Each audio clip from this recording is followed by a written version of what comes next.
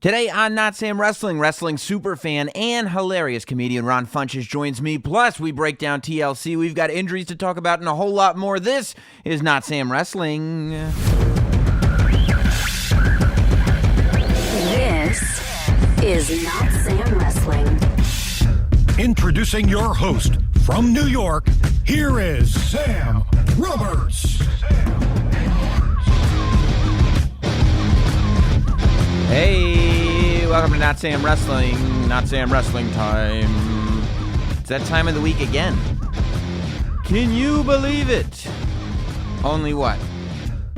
What's today's date? What is it? Only 2 episodes left after this one in 2018. Man, I can't believe how fast these years go. Welcome to Notsam Wrestling. Ron Funches is going to be on the show today. I'm very excited for you to hear that interview. Ron Funches here in the Notsam studio talking about everything from comedy to wrestling, life, and how wrestling's impacted all of it, really. I'm going to say we did talk about all that stuff, but mainly wrestling. After all, this is Notsam Wrestling. It's not Notsam Chatting, although I do that too. So welcome to the show.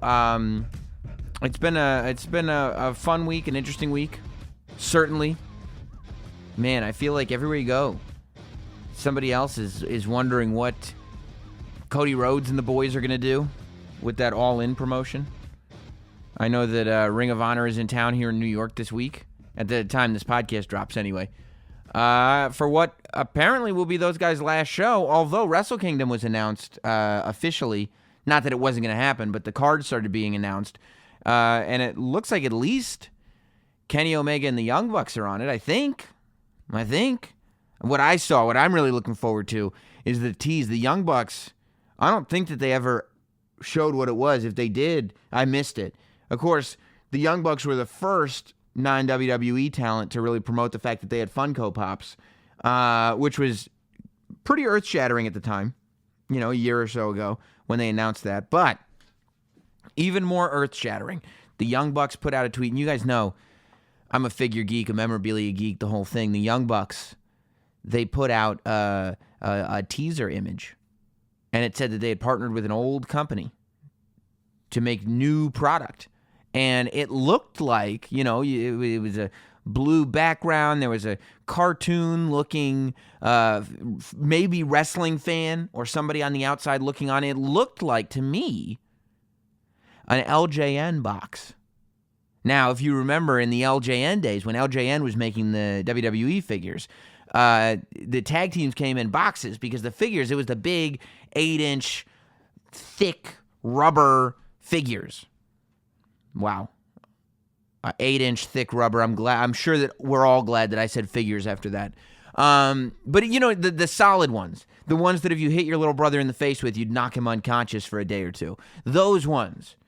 When they did tag teams, they would generally come in boxes, not cards, because if you put it on a card, it was just 2 figures was too much weight. It would rip the plastic bubble right off, I would imagine. So it would certainly, do a number on the denting of the card itself. I was always surprised they could even fit one of those figures on a card without it, ripping all the plastic off before it left the store.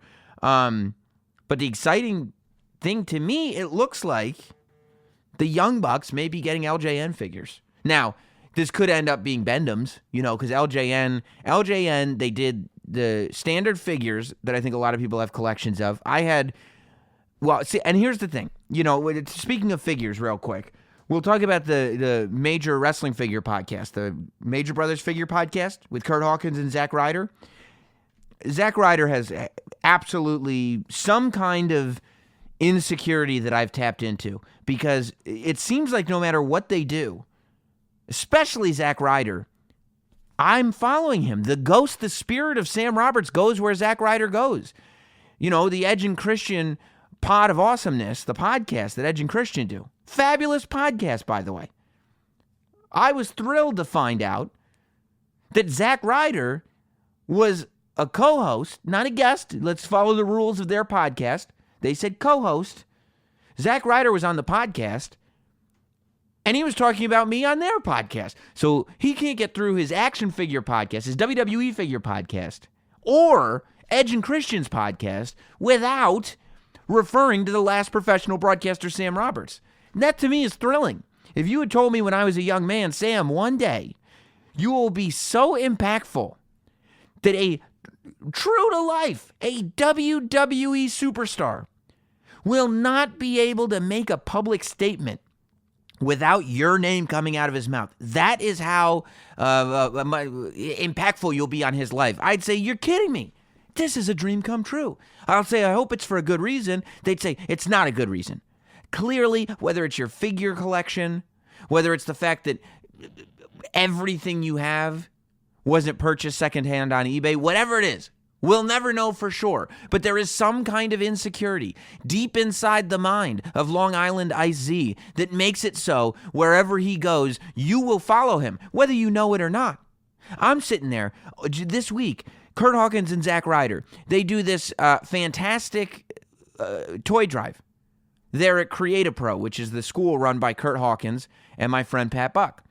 And they do a toy drive that they've been advertising on their podcast for a few weeks now, and they ended up getting something like almost 3,000 toys. They got like 2,500 figures for kids in need, so that at Christmas, kids that may not have presents normally would be able to have brand new wrestling figures under the tree. Now, I was going to donate, but as we all know, every figure in my collection is, it's missing paint, it's missing a finger, it's garbage. It's a garbage collection. So what was I going to donate, right? Actually, I was thinking to myself, I was planning on going up there. And I turned on Beyond the Mat the night before, and I was inspired by Dennis Stamp. And he's sitting there and he's talking to Terry Funk. And I looked at Terry Funk like he was Kurt Hawkins. And Kurt Hawkins was coming up and he was going, Sam, I want you to be there. Well, I want you to be there. And I said, well, Kurt, I'm not booked. Kurt, you told me I wasn't booked, and now I've got other plans. And Kurt Hawkins was sitting there going, well, Sam, I want you to be there. Will you come? Will you be there? And I'll go, Hawkins, I wasn't booked.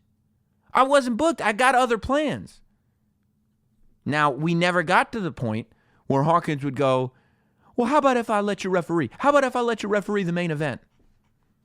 I didn't get to the place where I could say, I'd rather work the main event than breathe. No. I was Dennis Stamp, jumping up and down on my trampoline, ready to go, holding my dumbbells, but with pride. Dennis Stamp had pride, and so did the last professional broadcaster, Sam Roberts. I said I wasn't booked. When a podcast just sits there, talking about how your collection is garbage, I feel like that is not an invitation to come to their signing. When they're like, hey, we're doing a meet and greet for the fans. I'm not going to sit there and go like, oh, they must want me there. I wasn't booked. So unfortunately, and I have my child to care for. I live, I'm an hour and a half away from where they were, and I said I couldn't, unfortunately, make it out. But within 6 hours, less than 6 hours, the night of the thing, it was a huge success. Hornswoggle was there, Hawkins, Ryder, tons and tons of fans showing up, donating figures. There were already figures. There's a bunch of figures at ringside. Huge success, right? And still, what's the tweet that Zack Ryder sends out? Some fan goes, hey, was @Notsam there? And you would think Zack Ryder would be like, oh, it really wasn't we didn't even think about that. We were so busy with the success that our show had for getting wrestling figures to the less fortunate that we didn't even, there was so much going on we didn't even remember. But Sam is welcome anytime. He just wrote, no. And then Hawkins sent out a meme of me looking like the Grinch. Like because I wasn't booked, I want to steal Christmas away from the kids that are less fortunate. That's not true. I hope all the children have a wonderful Christmas. I give figures to everybody, as long as they don't mind if they're missing a finger or two. I got a lot of them, but they're used. What can I tell you? It's a collection. I'm an adult. I've had the toys since I was a kid, so that's what happens sometimes. But I do want to congratulate the Majors on a great live event or meet and greet and a great thing that they did for charity. It was very, very, it was heartwarming to see. They had a big truck, and John from Ringside was on it, and Zombie Sailor was on it. By the way, all guys that I've done business with too, many a times. But they were all on the truck with the Major brothers, and the whole thing was full of toys for the less fortunate. And I said, that's just great. Now, if only Zack Ryder could enjoy the fact that he had helped all these kids and not still be obsessed with me, maybe peace on earth could come to woo woo woo as well. But until then, it's not woo woo woo, it's Sam Sam Sam. That's all you get out of this guy. So, I am proud that I'm able to have that kind of impact on a WWE superstar, but I think we should all be proud of the Majors for the great job that they did getting toys for the less fortunate. Now we should focus on the real less fortunate, which is Zack Ryder, and the fact that he can't enjoy his collection because in his heart he knows that he can spend $3,500 on a Doink prototype all he wants. If he wants a real collection, he's going to have to buy it on eBay like he always has. And that's tough for him, He's the Michael Jordan of figure collecting, he says. But, Michael Jordan wasn't talking about Charles Barkley everywhere that he went. Michael Jordan was just being Michael Jordan. And by the way, Michael Jordan had been playing basketball all his life and had accumulated a set of skills from the time that he was very, very young. Michael Jordan didn't go on eBay 6 weeks before he started a podcast and accumulate his set of skills. So there is a little bit of a difference. But, look, only one person in the world has that $3,500 Doink prototype, if it's real. So, congratulations on that to Zack Ryder, too. What a week to be Zack Ryder. I just wish for... Sometimes I sit there and I go, as good of a week as Zack Ryder's having, maybe I wish I didn't exist. And not because, because I'm self-loathing. But the only reason I sit there and go, sometimes I wish I didn't exist is just because I want Zack Ryder to have a better week. Because he's going through a tough time right now. He's going through a tough time. He's got a lot on his plate. He's got to raise a cat. He's got to redo his shelves. A lot going on right now. So, I don't know. I just hope that I don't run into him in San Jose at TLC because I feel like it'll be awkward. I don't know for sure. But I'll tell you, it's not awkward when I get to sit down with Ron Funches. Ron Funches has done this podcast once before, a while back. But I love that Ron Funches, who, by the way, has a Comedy Central special coming out called Giggle Fit, and that goes down on January the 4th. It's on Comedy Central. It's the same night as Wrestle Kingdom. So, here in the States, we got to stay up all night to watch Wrestle Kingdom. In the meantime, 11 p.m., Eastern and Pacific, Ron Funches' special comes on Comedy Central. Turn on Comedy Central, watch the special, then get yourself all amped up for Wrestle Kingdom. He's got Ric Flair involved in the special. He actually shot with Ric Flair, which is a dream come true for any wrestling fan. And Ron Funches is the real deal. As far as celebrities, as far as people who work in entertainment that are legit wrestling fans, Ron Funches is as big a wrestling fan as you'll ever meet. Just a collection. Go on and look at his podcast, Getting Better. It's not a wrestling podcast, but he had Kathy Kelly on it. His last show, he just had Joey Ryan on it. Every week, he's got either a retro or a current wrestling t-shirt on. He's got wrestling toys in the background. I mean, I'll tell you this. Ron Funches came in to the Notsam studios where a lot of my, mainly Mattel, but a bunch of my action figures are on display. And he started rethinking his whole life. He looked at this figure collection and said, I'm not doing enough. Now, some people would have you believe it's not a real collection or that I'm a poser, but apparently it was enough to impress Ron Funches. Maybe you know him from Undateable. Maybe you know him from At Midnight. Maybe you know him from stand-up comedy. Maybe you know him as the hilarious guy who's a giant wrestling fan. He, this week, steps in to the Notsam studio. I'm sorry that it took me so long to get here. I hope that you're still entertained. Ladies and gentlemen, Ron Funches. The Notsam Wrestling Interview. Well, welcome. Not for the first time on the podcast, but for the first time in the Notsam studio here with the last professional broadcaster, Sam Roberts. It's Ron Funches. Ron, you don't have for somebody that likes wrestling so much. I don't have a moniker. You don't have a moniker.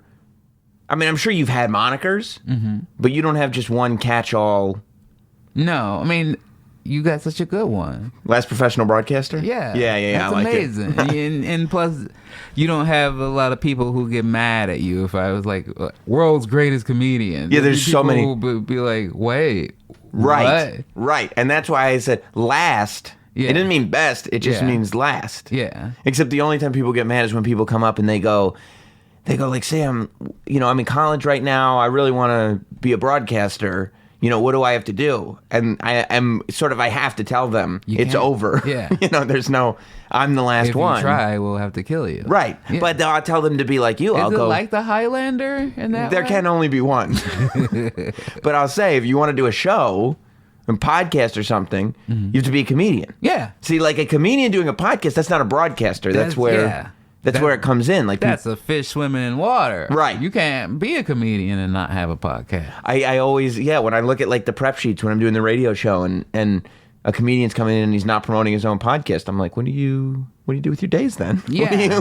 I really had to figure that out because I was against it, and then I put it in my own head where I was like, well, what if this is like when people were getting on Twitter when Twitter was good, and if you were like, I don't want Twitter, right? It's like, well, that's the same thing now. It's like, I don't want podcast. Everybody's got a podcast. It's like, yeah, because they're effective at helping you reach the people who would want to listen to you. Right? Yeah, because generally your audience would like more content from you. Yeah, and the fact that it's on the house makes them appreciate it even more. Exactly. Yeah, exactly. Especially because comedians for the longest time have always said that they hate doing morning radio and morning shows and everything. So if you have your own show where you can sell your tickets there, and you can sell out, then you don't have to do other people's shows anymore. Well, that's one of the big reasons I decided to do my podcast was that I was seeing people like Chris D'Elia and stuff who were doing the radio, and then they're just like, I just don't do radio anymore. I just do my podcast. And I'm like, oh, I hate doing radio.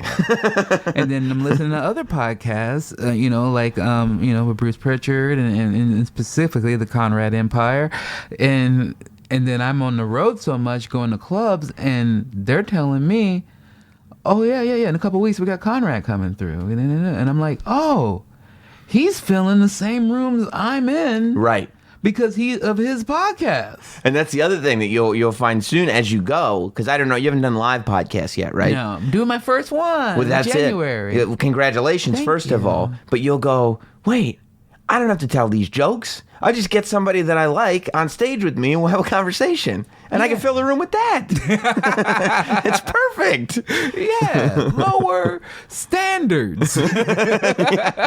I don't need to do anything anymore. I'm just being Ron Funches. Maybe that can be your monitor, being Ron Funches. I love it. I mean, it sounds, it doesn't read well. Maybe not. Like, what does he mean? But I think, overall, that's what mostly people are trying to do.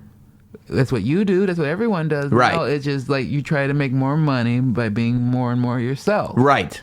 Right. And that's beautiful to me. Although the Twitter thing is interesting because there is like you're saying, before it was bad and people weren't on Twitter, you're like, why wouldn't you be on Twitter? But now when somebody goes, no, I don't do social media, it's kind of the same thing as people going, I don't do morning radio. You go like, oh, good for you, man. Yeah. Good for you for not being on Twitter. Oh, you're better than us. You made it out. But we're not there yet. No. We're getting there. I want to be. Yeah. I want to be that. That is, you really have to reach a level of fame where you can just be like, oh, I just don't do it. I don't need and this. I'm still famous. Right, exactly. Exactly, because otherwise you go off social media and people go like, who? Is Ron, did he quit quit show business? Yeah. Go, no, I don't tweet. Well, I don't see you anymore, so I guess I thought you were gone. Did you always want to try to incorporate wrestling into what you do? I feel like incorporating wrestling into mainstream entertainment has become a lot easier now. Mm-hmm. Also, incorporating mainstream entertainment into wrestling is a lot easier now than it ever was. I think WWE and organizations like that are a lot more friendly to it. But I just feel like, when you started kind of being an out-of-the-closet comedian wrestling fan, it was at a time when wrestling fans were still kind of nerds. And there were way more people in mainstream media that didn't take wrestling seriously at all and actually were like, what are you Like a kid? What do you Yeah. mean you're still into wrestling? Yeah, I mean, for the most part, I'd never been a closeted wrestling fan. I was very, as a child, I started as a child, I was really into it. And then there was that 2 to 3 year period as a teen where I was like, oh, girls don't seem to be into this. So I'm going to say I don't watch it. And I actually stopped watching it a little bit. But then as most people our age, it was things like, okay, I'm still not getting girls, but they're showing me boobs on ECW. Yeah, we had the perfect time, right? Yeah. It's like, these girls won't talk to us, but I do want to see the night Kimono Wanalea dance atop the ECW arena. Absolutely. I'm like, that's as much action as I'm getting. I'm going to watch ECW. Yeah. So then that pulled me back in, and ever since then, I just always been like, well, if you're going to be around me, you're just going to have to know who I am. That's even like if you see my podcast and you see my office, I have all my figures. Yeah. Just right there. So like girls who would come over to date me, if I'm showing them around my place, you see who I am right away. Right. Because I'm like, I don't hide who I am. But there has been a big shift. Because I remember, I would always tweet every WrestleMania weekend and stuff about wrestling and how excited I was and whatever matches and make my predictions or whatever. Right. And I would see every year the same tweets from comedians being like, don't they know wrestling's fake, and don't they know da, da, da. And it's just like, people were supposed to be smart comedians. I'm like, you're getting the hackiest jokes in the world. Yeah. And then year by year it started changing, and then the same person who was tweeting how much he didn't like wrestling was talking about, I'm going to WrestleMania and I'm doing a movie with Batista. Yeah, I'm talking about you, Kumail. Yeah, I love doing the wrestling fan test now when I talk to people, especially in entertainment, that are big wrestling fans, or they'll go like, oh yeah, I listen to the wrestling podcast. And I mean, your passion for wrestling is just like my passion. And I go, okay. And just start really lightly having a conversation, not like a trivia contest. Just start bringing things up in conversation. And I look at that look on their face and I'm like, like remember when, LOD became LOD 2000 and blah, blah, blah, and I'm looking, and if the expression goes blank, I go, no. We don't have anything to talk about here. we don't have anything to talk about here. There's nothing for us, Yeah. Because there is that pride of the fact that we were real fans from the beginning. Yeah, doing it. I mean, and for me, it's in all regards. Like, I was a video game nerd back when it wasn't cool. Before there was Twitch? Yeah. Wow. Yeah, before people... Now, you're like, oh, I love video games. Like, oh, you play Madden? You play Halo? And it's like, no, I play Japanese, nerdy Persona 5 type games. Yeah. And that's what I'm into, and I've never been ashamed of what I've been into. I had a mod chip, bro. I got Sega Saturn. Yeah. But it's fun. But overall, I mean, I love it when more and more people get involved in it. Yeah. And it makes it easier, like you said, more accessible for when I want to do things like do a wrestling type entrance for my special. Yes. That they were receptive to that. Yeah. And I like that, as long as they're not like dismissive of it as well. Cause sometimes I've had people like they wanted to do, I've been shooting a special around, and then another company was like, we don't want to do you an hour special, we'll give you a half-hour special. And I was like, that doesn't seem challenging and exciting to me. I understand that this might be more exposure, but that's not what I'm trying to do right now. And then their very last pitch was like, what if we shoot it in a wrestling ring? And I was like, oh, you just think I'm a clown. Right. You just don't get me. It's like, I'm a guy who likes wrestling, and I like a lot of other things. You're a serious comedian. Yeah, this is what you do for a living. Yeah, I'm not Ron the wrestling comedian. Right. Although I did go to wrestling school for a few months. Yeah. There's a period of time where you were Ron who does wrestling and comedy. Yeah. But those are two separate worlds, even when you were doing both. Even if you go see my set, at most I have 5 minutes about wrestling. Right. And then 55 minutes about the rest of my life. Right. So I don't like it when people take one part about you and then try to be like, okay, you're the wrestling guy. But that's just how people are when they're introducing you. Before it was like, you're the fat stoner, and then it was like, you're the slightly less fat stoner. Yeah. Did you go to, like, when you lose weight, are people like, well, what are we supposed to... What are you then? I don't understand. Yeah. And you're like, this wasn't what it was about before. Exactly. It's just, I'm healthy now. Exactly. You should be happy. Yeah, but I guess they do. Like, when they start going, you start going like, no, just because I'm a wrestling fan doesn't mean I want to live my life in a child's birthday party. You know what I mean? Exactly. And it's still weird. I'm still an adult, grown man. Yeah. Yeah, that's another thing with my girlfriend. She was like, you are very complex. And the fact that you walk around in a Sailor Moon shirt, you sound like how you sound. You know, you have your, she's like, you sometimes you talk to me and you sound like Cooper from Trolls. And then, but then other times you're like, let's go. You're ready to blue chew it. I love that that's become Blue Chew it. I've as I've said, people don't like when I bring up Blue Chew on the podcast. People said Sam, coming from you, it isn't right. Get it. But look, I mean, like you said, you need to bring people into the whole world. I'm 35 years old. You know, Oh, man. you need to have Full your family. Exactly. Where do you think this kid came from? Right. Exactly. Right. Like somebody saw you and was like, I'll have a piece of that. Exactly. Exactly. And just because it's hard for you out there to believe doesn't mean it didn't happen. Exactly. You know, and I'm sure you've dealt with the same things in your life. I was watching. You had my friend and friend of the podcast and friend of the show, Kathy Kelly, of course, on your podcast, Getting Better. And I was watching the interview, and I love the interview, but I also love that you were wearing a Starrcade '97 T-shirt because you're wearing the Luna Vachon shirt, which earlier today I complimented you on because I was like, that's just. It's a cool shirt. It looks cool because it looks like a metal shirt, like you could wear it wherever. And there's, I don't know what fell. I have a lot of tchotchkes. Somebody fell. That might have been Cody Rhodes. I think it was Nakamura. No, Nakamura's still there. Oh, he's there. Yeah, I think it was Cody. No. He's always disrupting. Leave it to Cody to disrupt. American Nightmare. But yeah. Because there's not that many Luna shirts. Yeah. Right? So the fact that you actually have one and it looks official, it's not like, Oh, yeah. No, it took some searching. Right. Haunting.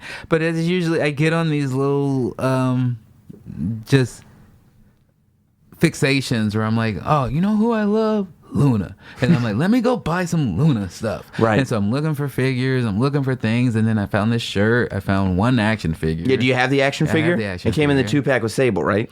I think the one I have is just her, it's like a Is it Oddity- WWE Classics line. I think it's just Oh, her. that's right. Yes, that's in the black line. Yeah. Okay, I'll tell you.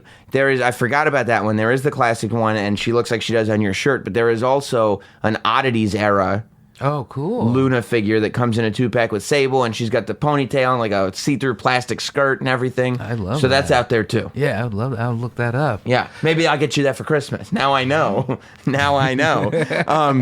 But what did you think as Starrcade '97 to me is this like it's the ultimate microcosm for WCW in the sense that it was the build up to that pay-per-view was not only the best, definitely the best build up to any WCW main event, but one of the best build ups to a wrestling main event ever. I mean, the build up to Hogan Sting is in the conversation with Hogan Andre, Hogan Warrior, the build up.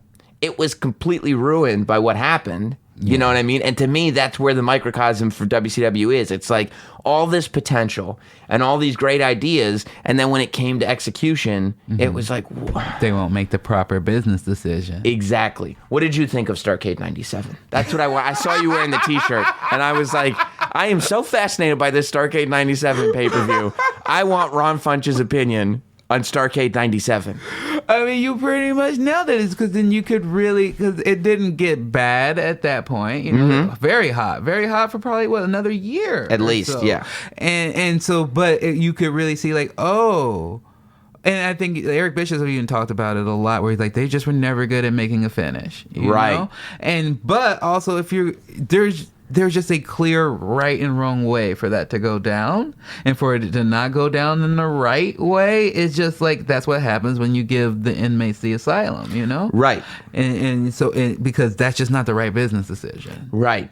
Yeah. And yeah, it's funny to hear Eric Bischoff talk because you realize why WWE is what WWE is, because he goes, I was an on-air character and, I would jump behind the commentary booth, so I didn't have time to produce all the announcers and produce every segment and blah, blah, blah. And you go, Vince McMahon. but Vince did it. Yeah, exactly. And you go, well, I guess that's why Vince McMahon is a superhuman. He's not just like, hey, just do what Vince does and you'll be fine. Yeah. He's just a weird cat that you can't be like. That's just a legendary person. Right. And for a lot of people that you don't want to do that because that is hell, because it works for Vince, because then you also have his daughter works there, his son works there, right, his wife is there working there, right, but Eric Bischoff's wife wasn't working there. That's a good point. And at the end of the day, the company wasn't, it's not Eric Bischoff's blood in that company. Exactly. Right? Overall, the stakes are different for you. At right. the end of the day, you may want to do less because you want Ted Turner to give you a pat on the back. But if at the end of the day, you're like, okay, this not only puts me out of business, this puts my entire family out of business looking for a new line of work. That's a different type of fight. Right. And it's my legacy. Yeah. Right? Like this is it. McMahon is my name, but WWE is my name too. As WWE goes, so does McMahon. It's Absolutely. one and the same at this point. So you went to wrestling school. Mm-hmm. I remember when you told me you went to wrestling school. It's actually on YouTube. I'm sure it's on the channel. People can look it up because The Miz was there too. Mm-hmm. And The Miz, he had his questions about it. Yeah. He came to me. I remember I saw The Miz at whatever pay-per-view was right after that. And he came up and he was like, hey, because he called you Ronald, not Ron. But he said, Ronald Funches, he's really going to wrestling school? And I was like, yeah, man, he's really going to wrestling school. And he goes, but is he really going to? And I go, yeah, he's really, it's not like a reality show. It's not like a thing. And I mean, I think on some level, if anyone can understand that, it would be The Miz, right? Yeah, you would think so. Yeah. But I think it caught a lot of people off guard, especially because you were at a point in your career where you didn't need to find the next thing. Like everything was going like, we're coasting, man. We're going very smoothly in this whole comedy, acting, show business thing. It seems like a joke I would make. I gotta get into wrestling because comedy's gotten too stable. Right. I need to be losing something. Yeah. So where did you train? At Santino Brothers. Ah. And who specifically trained you? Robbie, a trainer, as well as Tyler Bateman. Mm-hmm. And then Brody. Brody was training. He didn't specifically train me, but he would train the class. And how did they take to you when you came in? Were they fine? Everybody was very. I mean, that's what I learned and loved about the class, was that it taught me a lot of sportsmanship and camaraderie with other dudes. I never really had that. Being I only had like girls around me, my sister and my mom and my cousins, and so nice to like go in and look someone in the eye and shake their hand and do that and things that I now take into my everyday life, where I like to do it. Like if I go into a room, I like to just go in and introduce myself and shake my hand, which is something that we had to do in class. And I just learned about the drive and how much it took and how many squats you have to do and stuff. And that part was, and I also, what was fun for me was seeing something that I was not naturally good at. Like, you know, when I did comedy, like when I started, it wasn't great, but at least I was like, oh, I have some natural talent at this. I have a good voice. I have a good timing. There's enough here that with hard work, I can be great at this. Yeah. When with wrestling, I was like, I have no idea what I'm doing, and this is harder than I thought it would be. And I'm having trouble even just doing just a roll and getting up. You know? Well, plus, I mean, you're how old at this point? I'm 35. Right. So to start at 35, like your body has kind of, at 35, your body has kind of decided what the level of coordination it's going to work at is, right? Yeah. Like you're not going to learn, like muscle memory is kicked in kind of, or yes no? Yes and no, because that was another reason why I wanted to go, is because in the last couple of years, I lost 140 pounds, and I wasn't really aware of my body a lot of times. Unless I looked in the mirror, I still felt like I was the same person. Like I was still carrying that other 140 pounds. And I mean, my trainer would bring it up to me because we would do exercises, and I'd go to get up and he'd help me up, and I'd lean back like there was more weight that'd be picked up. And he goes, "You're not that heavy. Just get up. You're just thinking you are." Right. Because that's the muscle memory that was in you. That was like, you're just used to moving a certain way without thinking. Mm-hmm. So that's how you're going to continue to move. Yeah. And so one of the reasons I wanted to go to wrestling school was like, I want to throw my body around. I want to slam it against mats. I want to put it against these ropes so I can learn more about where it does begin and end and what it is capable of. And that was really helpful for me. But I also learned that, comedy was going really well. Wrestling was not. And classes were like 3 hours a day. And when I missed classes, I was affecting my classmates and people who I was training with. And so I was like, And specifically, I remember a time where they were just like, you're like, if you come in and can help us set up the ring for this next show, that would be great. You guys got to make sacrifices for this. If that means, maybe you got to get a part-time job, or you got to do something where it's just your hours so that you could be here every week. That's what it's going to take for you to be a wrestler. And I was like, oh, I did that with comedy when I was in my 20s. Right, I remember. I remember exactly this drive. I remember sleeping in my car. I remember sleeping on friends' couches. I remember not knowing where I was going to get money. I did that. Yeah, but today Conan O'Brien wants to put me on a private jet. So this doesn't make sense so much. Yeah. Plus, there would be an awkward thing. As much as, like, I'm sure you would do it because you're a humble guy, you're a human being. There is sort of this thing where it would be awkward for you. You're going to an indie show. You're setting up the ring. Somebody comes in and goes, hey, Ron Funches from the television. I'm a big fan. Why are you setting up the ring? Oh, because I'd be like, it's fun. Yeah, right. That's no problem. Right. I have no problem with that. Yeah. It was just that, I was just like, I could see I'm not good. I would, to this day, if we could put together a comedy-based match that I could do, I would be about it. But basically, I had a friend who died really young. A year prior to that, he had a brain tumor and he got removed, and it seemed like everything was going to be okay. And then 2 days later, he died from complications of it. And it just kind of like, you have things like that where you're like, oh, life is finite and I don't know. And if there's just two things that I've loved my whole life. If you asked me for real what I wanted to do, I was like, I want to be a comedian or I want to be a wrestler. Right. And so I was like, oh, I'm good in comedy. Let me at least try to wrestle. And I found out I wasn't good. But is it one of those things, too, for you? Like, when you have a hobby like this or when you're passionate about something? Because a hobby, I don't think, completely entails what it is. But when you're passionate about something, do you have this thing where you just want to be as close to it as humanly possible? Yeah. And I want to be as good as possible and keep getting better at it. And that was also the thing when I learned with wrestling was like, oh, I like watching it, and when I'm doing it now, I'm learning more of the little secrets. And I already knew enough things, but now it's very, very apparent. Like the hand checking from refs and stuff is so much more apparent to me now that I just like, oh, I like the mystery. I like the magic trick. I don't need to know every single thing that's going on. Yeah, like it's okay to know that the card trick that you're seeing is not actual magic, but you don't need to know exactly where the hidden card is. Yeah. Right? Like, if he's got his sleeves rolled up and you don't know where that card went, it's magic. It's magic, yeah. Did you have any visions of what a character would look like if you performed the character, or was it really just about, like, learning? It was just about learning. I thought it'd be me. I always had my main fun character, which was Ron the Reckless Negro Funches, who is just a hillbilly from the Oregon coast who wears cut-off jean shorts and steals pies off of windowsills, which I don't know why they exist in my wrestling world. But then his catchphrase is, hide your weed and white women. There's a reckless Negro coming. So he's a baby up north and a hill down south.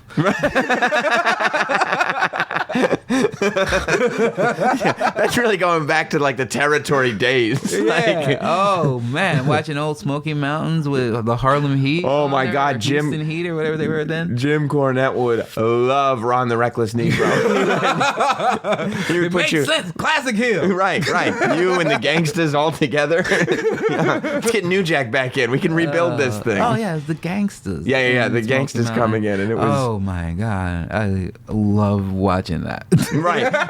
You don't get sensitive to the old racial stereotypes that were played upon pretty heavily in wrestling? I mean, I don't love it. Who loves it? It's just that it's funny to me to watch how people are, and again, some wrestling for the most part is usually a mirror of what society is like at that time. So to see that and to see the fact that all they had to do was be two black guys from New York and heels. Right. You know? Yeah.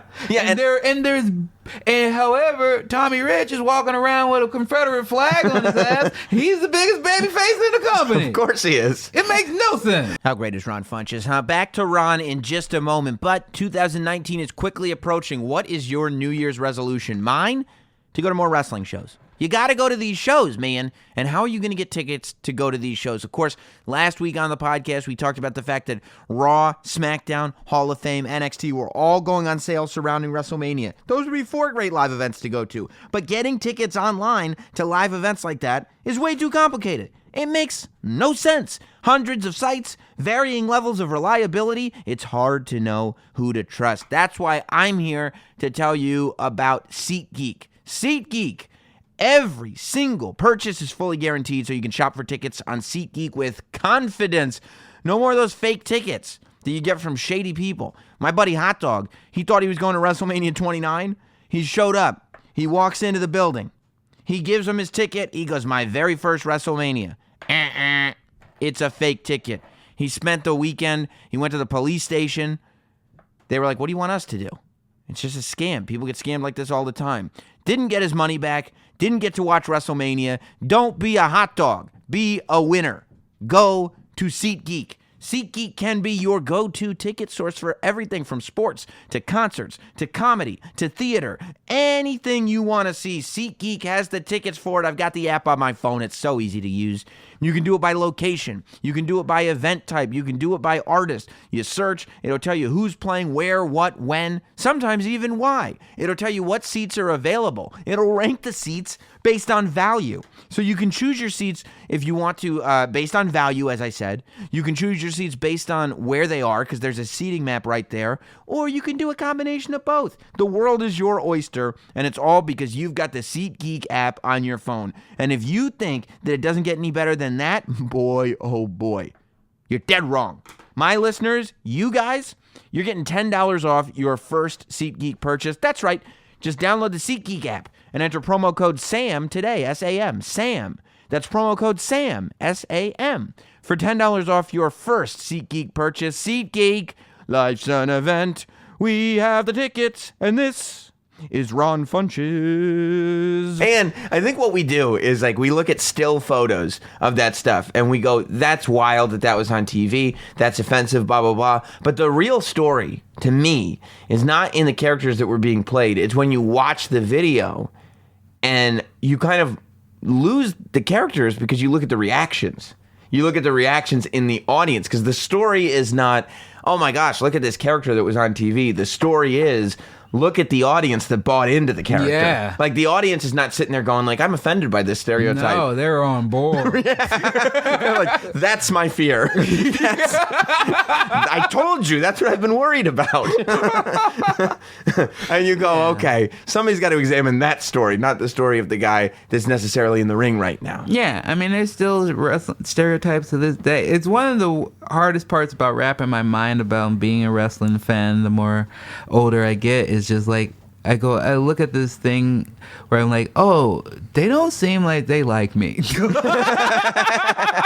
Either I'm supposed to be the $1 million man's servant, or I'm like dancing around with a bird. You know, there's just never been that's why one of my biggest heroes, wrestling or otherwise, is Ron Simmons. I was about to say, yeah. Because you're like, he's just a good wrestler who is a black guy who you took seriously, and you were like, okay, he's champion. And I love that. To this day, you still don't see that. You don't see that. I mean, I love the New Day. I love them, but it still irks me a little bit that the fact that they have to come out and dance and throw pancakes, you know? And I know that's part of what they want to do. I'm not, because I don't want to make them sound like they're doing anything negative, but it seems to me that it just sucks that is what to this day still gets you over if you're a black act, and I because you look at it with the truth, you know.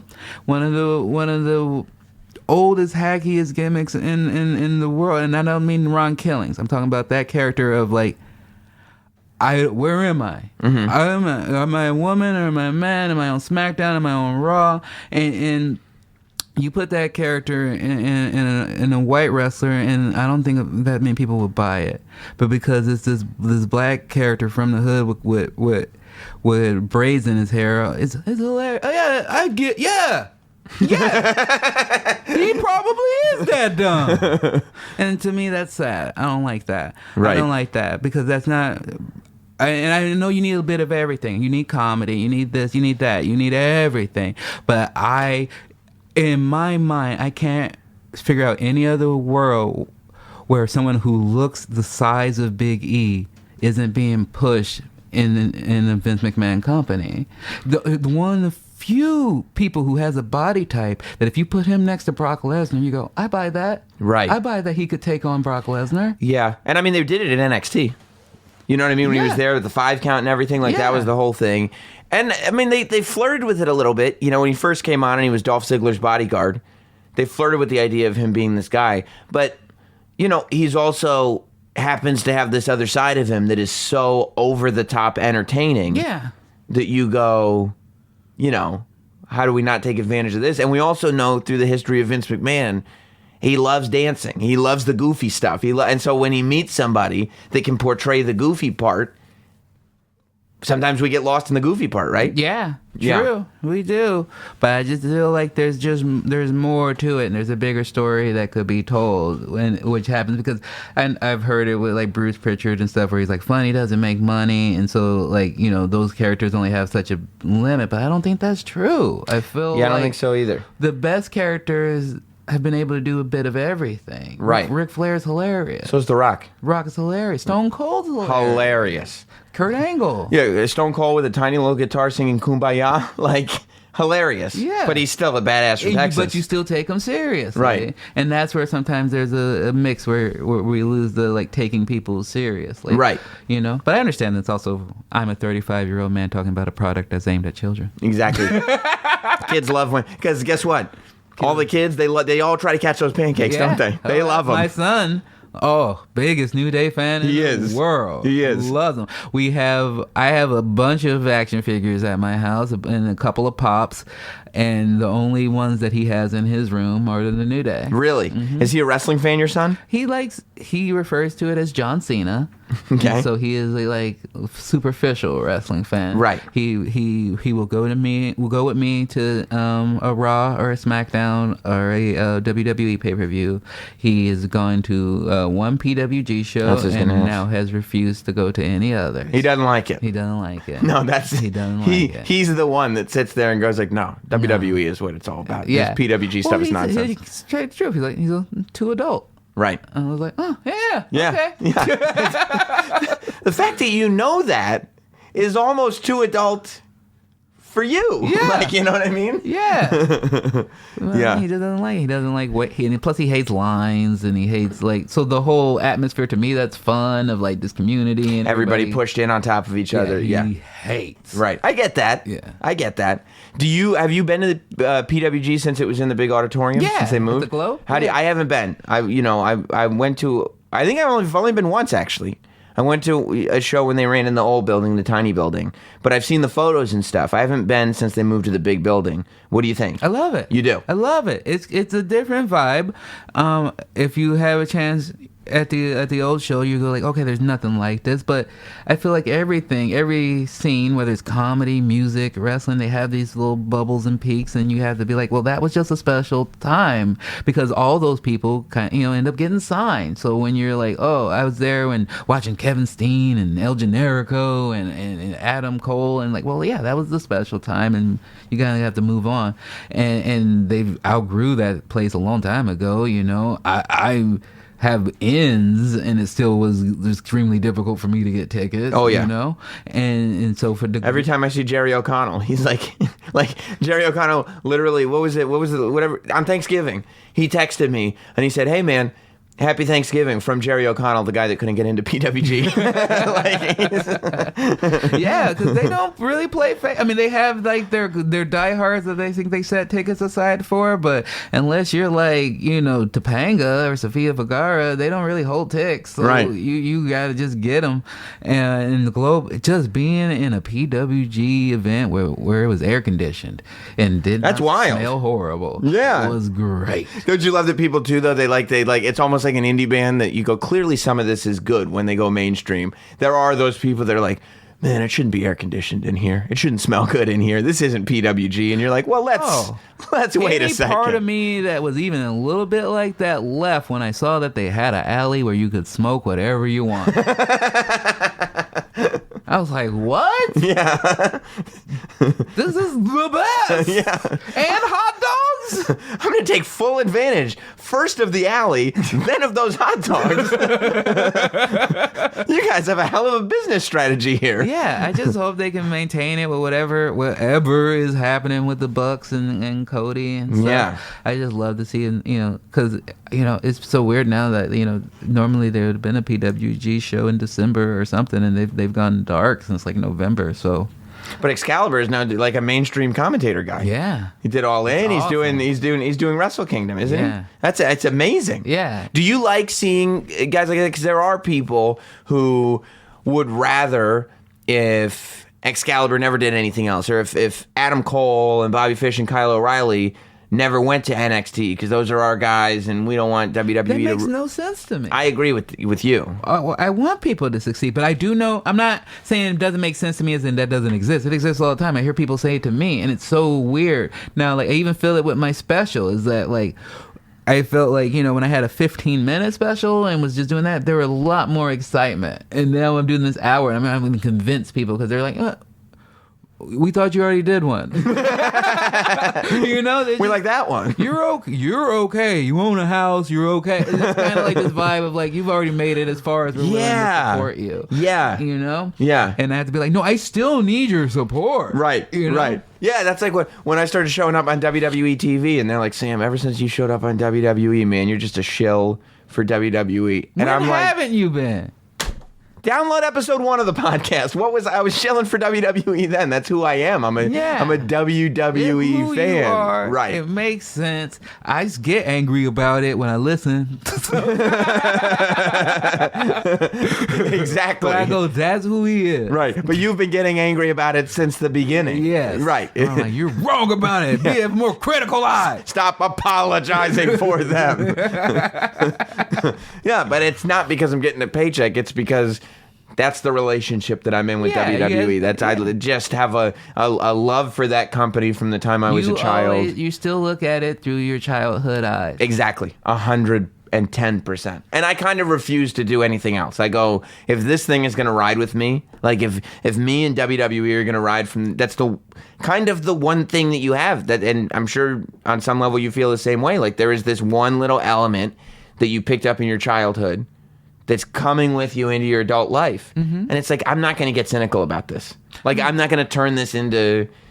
Most of my childhood things have come into my adult life. I mean, look around me. You're right. You're right. You got sneakers everywhere, robots. But I feel like that's okay. You just got to find somebody who's cool with you being you. And also, as long as you're still a responsible adult and paying bills, that's how I look at it. But, I tell my girl now, it's like, you will never... This isn't changing. You will see 100%, me with some headsets on playing PlayStation 9. So when I'm 60 years old, this is just who I am. Right. So. Right. You find somebody that accepts that. And for me, and it becomes easier to accept too. Like, and I don't know why this clicked in for me at a pretty young age. Like from the time it was time to start thinking about what you were going to do professionally. Like definitely by the time I was in college, it was just, even from high school and earlier, it was, you have to figure out how to turn this childhood stuff into business. Like, you know what I mean? Like you have to figure out like, okay, what you do to make a living is what you're going to be spending most of your time doing, or at least it should be, because, that's how you make the most money. And how do I bring this stuff that's on my brain all the time anyway? Yeah. How do I make the stuff that's in my brain naturally the stuff that I'm spending my time doing? That's what my comedy's been all about. Right. From the very beginning of first of all, comedy was that thing for me. Mm-hmm. So I was like, I want to be able to do that. And I took it very seriously as a job, which is why I have my podcast and I have everything that I do with the acting. Everything is all a part of just continue to build my stand up and make things easier for me, because when I figured out that I could play the same gig and make this much money, or I could make 5 times that much money because I have a credit on TV. Right. It's like, I should go to acting class. And so there's a lot of focus on that. And then just this type of comedy I do is like, I want if you're doing stand-up, you're building your set, changing things bit by bit, and you talk about the same subjects a lot, and you're working on these bits a lot. And I was like, well, I only want to talk about the things I love and enjoy then. So I talk a lot about wrestling. I talk a lot about video games. I talk a lot about my family, because those are the things that are important about it to me. So even when I perform, you can feel it. So it doesn't seem like I'm doing this 5 times a day. Right. It's new to me because it's just how I feel. It's how I talk anyway. Right. It's something you're actually excited about. Yeah. I want to talk about this. Yeah. Right. Yeah. I actually, if we were talking off stage and it were just having a conversation, this is what we'd be talking about. Yeah, Like, which again, my special is like, what do I talk about? I talk about Wishbone. I talk about The Rock. I talk about Ric Flair's just in it. So it's just like all the things I love. I talk about, oh no, that got cut, but I did talk about Persona. It was anything I love is what I talk about, and I just try to have a base level of joke that anyone can get it. But if you also understand my references, if you like wrestling, if you like video games, you'll be like, oh, I know this guy. Right. And to me that makes that bigger connection than just he's funny. Right. Who was the idea? Was the fact that on At Midnight they used not only a championship belt, but a Ron Simmons era WCW championship belt. That's like the motto behind that. Was that the idea? That was my belt. You brought it. I bought that belt. Oh, I thought that was like a show. It's hanging in my office right now. So that was yours. You're like, I'm the one who keeps winning. I'm buying a belt for the show all the time. And at some point, I was the most winningest. I was like, I'm gonna buy a belt. And I mailed the belt, and I love Ron Simmons. Right. So I had the belt made off of the belt that I loved, and then I carried it in, and then immediately lost. Every time I brought the belt on the show, I lost. Right. So I was like, but I was like, this makes sense. This is good for business. But you never handed the title over. Oh no, I would hand it over for the show and then take it back. Right. You're like, but I bought that, so that's yeah. The person who wins goes like, is there a prop guy that I should hand this back to? Oh no, I brought that from home. That's actually my belt, and it's not a belt; it's a championship title. Exactly. It's a championship title, and please pay proper respect to it. But it is now; it's hanging up in your home. Yep, in my office. That's amazing. Yeah. It's such an amazing thing, and it's one of those things where you just start incorporating in little elements everything that is you into kind of everything that bring you it do. little by little so that when time special wise it's not silly, it's not foreign of right. Like, why is he in a robe? It's not like when the Migos bring out Ric Flair and you're like, wait a minute, I didn't know Migos were watching wrestling. It's just like, oh, we know he's a fan, we've seen it, we saw him at Starrcade, we saw him, yes, so it's like we know he's for real, and that's to me that's very important. And also I just wanted to lean into what I love, because also I know that wrestling fans are passionate, so I want to embrace who I am and not hide that. And they will watch your special, and they will watch it live, right? Which is what I need, right? It's not streaming. You're talking watch it live January 4th. You're talking about on Comedy Central at 11 p.m. Eastern and Pacific. Yeah, if they could. On January 4th? And if they could DVR it, that would be great. Watch it a couple times. Yeah, why not? But let's try to, if you're going to watch it a second time, try to do it within 2 days of the first airing. Please. Yeah, that Give would me be that great. +3. So, what are some moments that you've had? Is Ric Flair participating in your special one of them, where like you kind of have to sit back, and it's more than pinching yourself, it's being like, this is what little Ron Funches would have just lost his mind over. Oh, absolutely. Yeah. I mean, specific moment was like we're going over the script, and then like he woos, and we're wooing back and forth, and I'm like, I am wooing back and forth with Ric Flair, right? In real life, professionally, by the way. In a professional capacity. Yeah.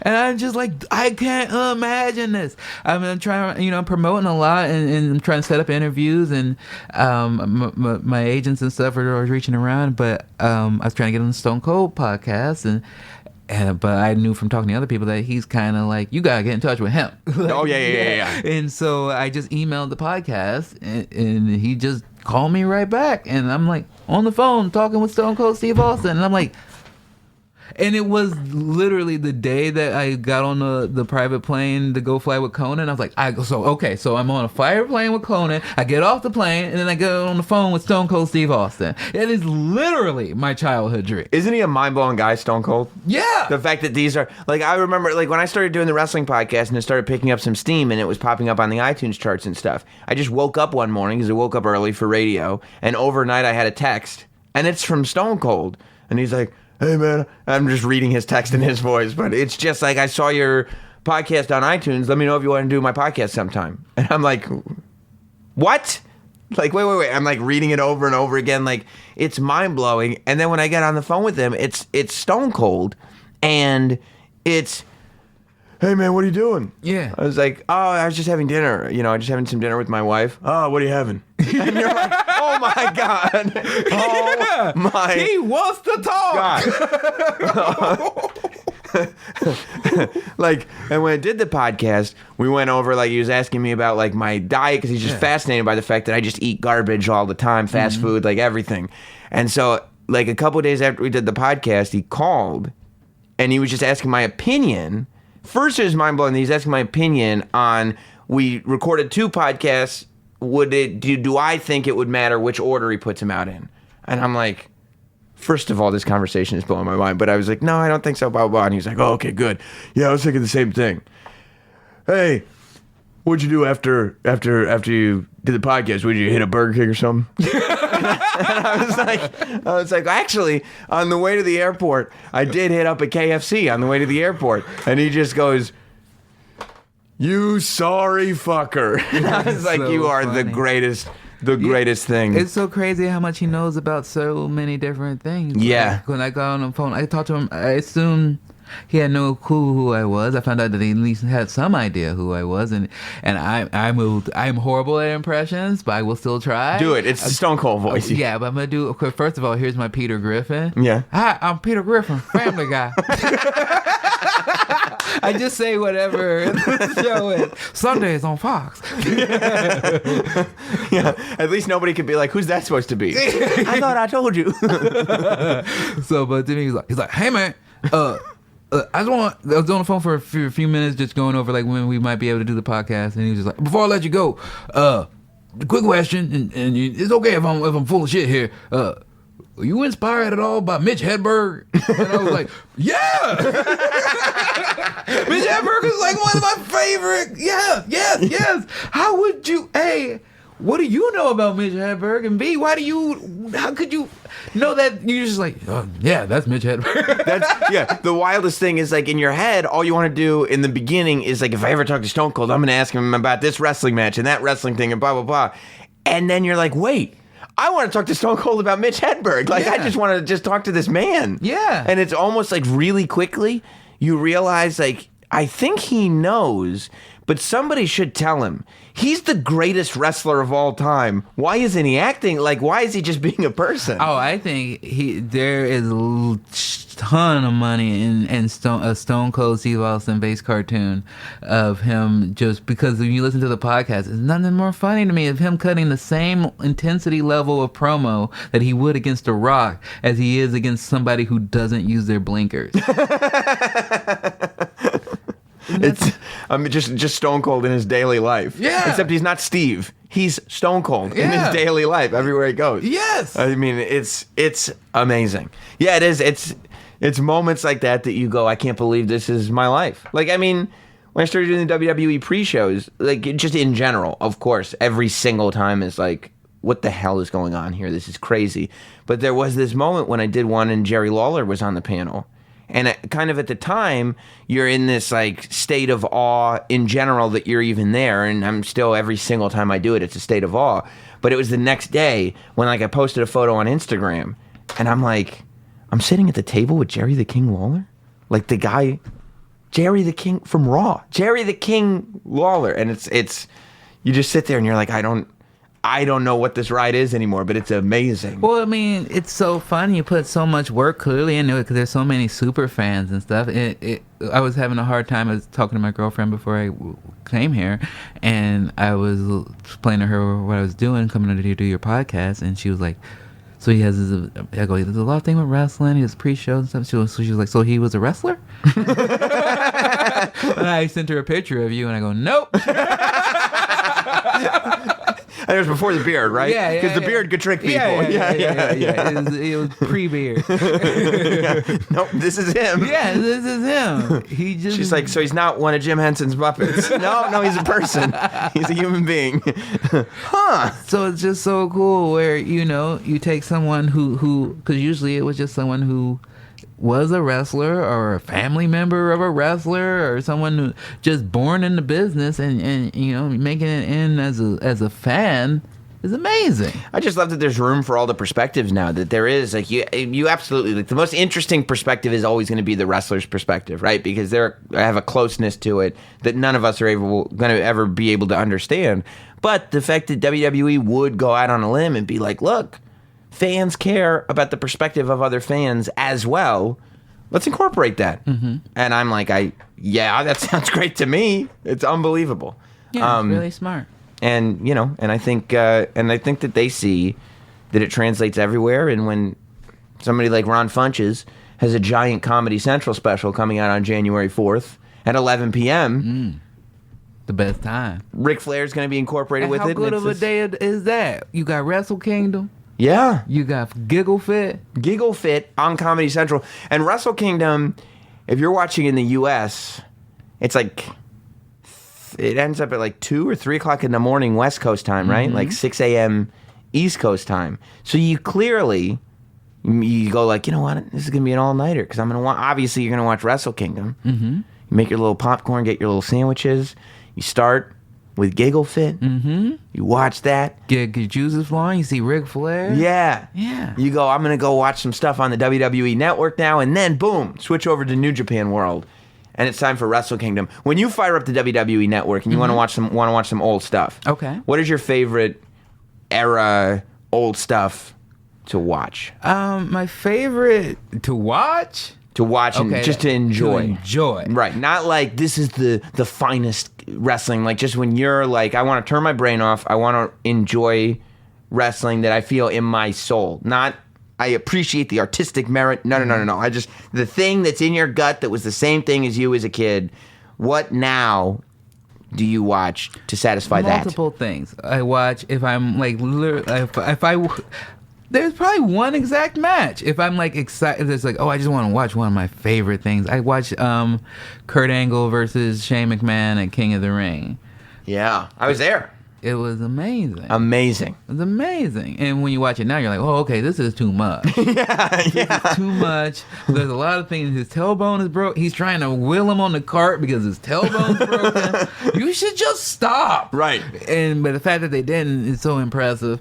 So I watched that because I'm really impressed about that. Any Eddie Guerrero matches, I love watching. If I want to go to bed, I usually just turn on like a Thunder from the late 90s because I love it. They make me laugh. There's usually some fun cruiserweight matches going on. I get to see Super Calo, I get to see Blitzkrieg, who I miss. Are you laughing at stuff that's entertaining and funny, or are you laughing at stuff that's bad? I'm laughing at stuff that's bad. Yeah. That era of WCW is amazing because they have some of the best cruiserweight stuff. Mm-hmm. Coupled with some of the worst wrestling. It's not only the worst wrestling, it's some of the worst television you'll ever watch. There's people missing cues. Right. There's like just things that you're just watching production people. It's just like any show would just be like, no, we can't air this because we're messing up too much. Yeah. But it was just a Thunder where people, when you can just tell people aren't caring anymore. They know the end is near. Yeah. They're not, we should never be doing a second TV show. Yeah, and it's just fun to watch. Right. Because they don't care. They're like, especially some late Bobby Heenan stuff where he's literally just burying the product on the air. Yeah. He's like the greatest color commentator of all time, and this is what he's got to call. Yeah, and he's just fed up.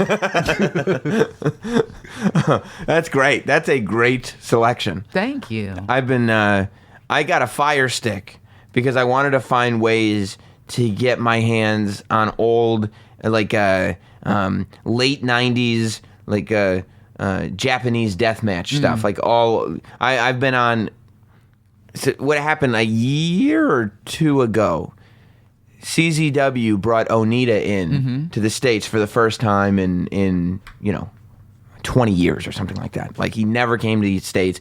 CZW brought him in to do a match, a death match, an exploding barbed wire match with Matt Tremont. And it kind of sparked this thing in me where I had forgotten, because I was like a big tape trader in high school. Like a thousand, like I was a giant tape trader. And Japanese death matches were my thing, because at the time, high school, late 90s, Japanese death matches were big. I mean, it pushed ECW. But it really seems like that seems like something I would watch in high school than I would watch in my 30s. If you watch it now, you're like, this is brutal. You shouldn't be doing this to human beings. But it's really odd for the sensations that I feel, because I went to the CZW show just as a fan, bought a ticket, waited online for the Onita meet and greet, because I was like, oh my God, like I haven't thought about Onita since I was in high school. And I watch those matches now, and I almost watch them the way you would watch Toy Story. You know how you can watch Toy Story, since we were actually kids when Toy Story came out, we watch it with that lens. Like, there's this nostalgia and this like, oh, this not only does this bring me back and is this just a sweet movie, but it brings me back to when I was actually playing with toys and all this stuff. Yeah. Like, something about watching those Japanese death matches, when I get past the point that this is a person having his flesh torn, I go, this is me when I was a kid. This is when I was collecting. This is when I was tape trading. This is before any of this stuff. You know what I mean? That'd be me just watching like a November to Remember. Yeah, something of that nature. But I know exactly what you're talking about. But it takes my mind back to like XPW, right? Things like that, where I'm like, with this, especially because then I go back and you read about XPW and things like that, and you're like, whoa, right? I'm glad I don't look at XPW through that lens, because I remember XPW though, and maybe it could have been my age, but it was also because XPW was not, there was no storytelling in XPW. There was no, I mean, it was really garbage wrestling. Like, it was what it was. But I remember, like, wanting so badly XPW to be the ECW replacement. Yeah. To be the West Coast ECW replacement. But then they started doing just, like, barbed wire matches every other show, and the guys were not good wrestlers or good promos. The characters were awful, and you're going, oh, this is, these are just actually not good people. Right, and you realize it's like a front for a porno thing, and there's even worse stuff going on. You're like, I don't think I want to be involved in this, even just in terms of being a viewer. Yeah. You know? Oh, I'm a creepy person now. Right. And then for a second, you wanted CZW to be the company, and you realize that you just kind of over the years started to realize that ECW was like this special thing. Yeah. It's what you were talking about earlier. Like, you just have to understand. And some people will never get it. And I think maybe they do so much now to belittle it. Right. Because they'll be like, oh, they can only get 2,000 people in a thing, 1,100. And I'm just like, that's a good amount of people. Every single time? Yeah. That's a good amount. Right. On a regular basis? Yeah. It really is. And yeah, I just... It's interesting that the ECW generation is just that there isn't this wave of young people anymore, I feel like, that are finding ECW and being like, this is amazing. Yeah. No. It's pretty buried now. But it's just because there is so much now, because the independents are so amazing now. That's true. I mean, you're 100% right. Like, everybody, those people, younger people, are finding what we're finding as well, which is New Japan and PWG and Ring of Honor and all these other great promotions. And honestly, I mean, I don't know if you keep up with Impact anymore, just because there's been so many starts and stops and everything. But I think Impact has the best head on its shoulders now that it's had in a long time. Oh, absolutely. Just in the way they're doing business, they're concentrating on different things. They're not trying to be bigger than they actually are, and they're But it makes you so sad. Such missed opportunities when you look at the roster that they had and things they had available to them. And there was just that time right pre-Hogan and Bischoff where you're just like, this is good. Right. This is special. I mean, when you even look at everything, we're like, oh, the women's revolution, and you're like, I mean, it started at TNA. Right. But TNA didn't have to get buried. Like, TNA buried themselves. Because, like, you go forward, and unfortunately, like, the Knockouts division for a period of time was this thing where, no, the women are actually wrestling on TNA. I mean, there's a reason Gail Kim went there. Right. But promotion's called TNA, which is your first mistake. And then the one that the show that they remember is the later version of the Knockouts division, where they would do like these all women's pay-per-views, and they were horrible. You know what I mean? Because there was no thought put into them. It was nothing.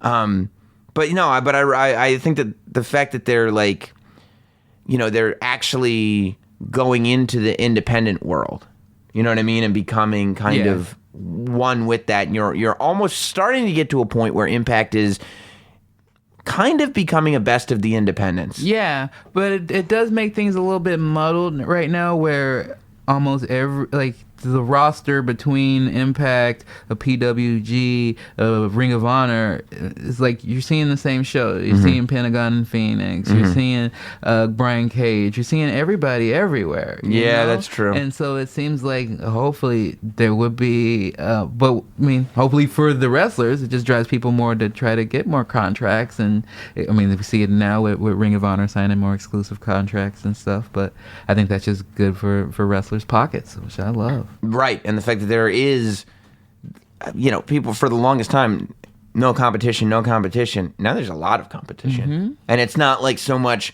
who's going to be the supreme company? It's just a lot of work. Like, it's a lot of competition in the sense that companies are competing to get certain wrestlers, which is really, wrestlers don't want companies competing with each other for supremacy in the sense only one brand will survive. Like, ultimately, the WCW WWE competition was not good for wrestlers because one company had to go away in order to, at the end. What you want is probably more of what's going on now, which is companies just competing to see who's going to get what Who's going to get talent. that hot wrestler. Right. Yeah. Exactly. Who's going to get Bandito. Yeah. Wow. Ron Funches, what do you want to see Cody and the Bucks do? I want to see them start that company. You want that? I want that. You were at All In, right? I was at All In. You loved it. And I loved the feeling that it gave me. It made me feel like a kid where I was like, there's just something more when you're like, okay, I don't know these people, but I feel like I know them a little bit more. Where you're like, I think these are good people and I want them to support them and I want them to win. Yeah. And I know you don't know what will happen if they go to WWE, but you look at the size of the Bucks and you look at the size of and just the state of the tag team division. And you're just like, they're not going to be spotlighted like they should be. If they were, the Revival would be. If they were, a lot of other teams would be, and they're not. It's more about overall entertainment, and that's fine. But what I like is more akin to the wrestling I grew up watching, and I'm okay with believing whatever you want me to do as long as the rules stay steady. So, like, a thing like the Lucha House Party being a Revival makes my mind go crazy. Because, like, what happened to rules? Right. I thought it was 2-on-2. Right. Even the New Day doesn't do 3-on-2. Well, New Day goes by the Freebird rule, but the Lucha House Party goes by Lucha House Party rules. Okay, that's rules. different. So, then why don't people just all make up their own name and with their rules to their name? That's actually a good point. Well, what about, look, it's not the first time. What about Ravens rules? Remember in WCW? That's a good point. But we had Ravens rules. You liked Ravens rules. That was just extreme. It was just yeah. It was just a hardcore match. Just ECW, really. Let's see if we can get ECW on the show a little bit. More competition. I think they can, and they have with that core group, they have so much talent there that you can have a decent roster as long as you fill it out right and you don't try. I'm sure they're not looking to be like running every week. So more competition, the better to me, and the more places for people to go. I love it. To me, if there's a world where WWE is worried that they lose a person like Rusev, then we see better pushes for people like him. Yeah. You know, you don't see the start and stop push and the like, we'll keep pushing as long as these shirts are selling, and then push them back down. It's like, you know, people like Ruza, people like Biggie, people who like Dolph and stuff, and many other people like Heath Slater, where you're just like, oh, I get it. There's so much talent that they have. There's only so much room, so they should be able to come and go. Because that's what I loved about WCW and WWE is that what type of world would we have lived in if WCW was just like, you know what, Stunning Steve, we're not into you, but there's nowhere else for you to go. Right. You know? Right. We would never gotten Stone Cold. You're right. No, it's always better for fans when there's more. There's more. More is always better, you know, in every way. Not just because there's more to watch, but because there's options for the performers, which means that the companies have to use them well, because somebody's going to. If they're talented enough to get themselves over, they're going to find a place to get themselves over. Absolutely. Yeah, and I think that is a good thing. Did you watch the pay-per-view, the All-In pay-per-view feed, or did you just see it live? I watched it later, yeah. I couldn't believe what a smooth production it was for a bunch of guys that have not produced absolutely. a pay-per-view show before, you know? Yeah, it was just a fun, and what I didn't expect was like some of the entertainment segments, as far as like I mean, the Joey Ryan penis segment with the penis druids. As much as people were like, "Oh, it's so juvenile," I was like, the fact that they even were like, "Let's put together a bit." I thought it really worked too. Yeah, it worked. You know?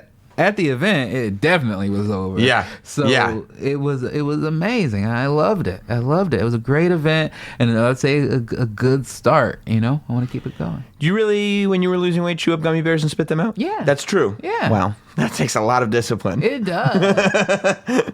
Well, you can hear all about that and more January 4th on Comedy Central, 11 p.m. Eastern, 11 p.m. Pacific, the same night as Wrestle Kingdom.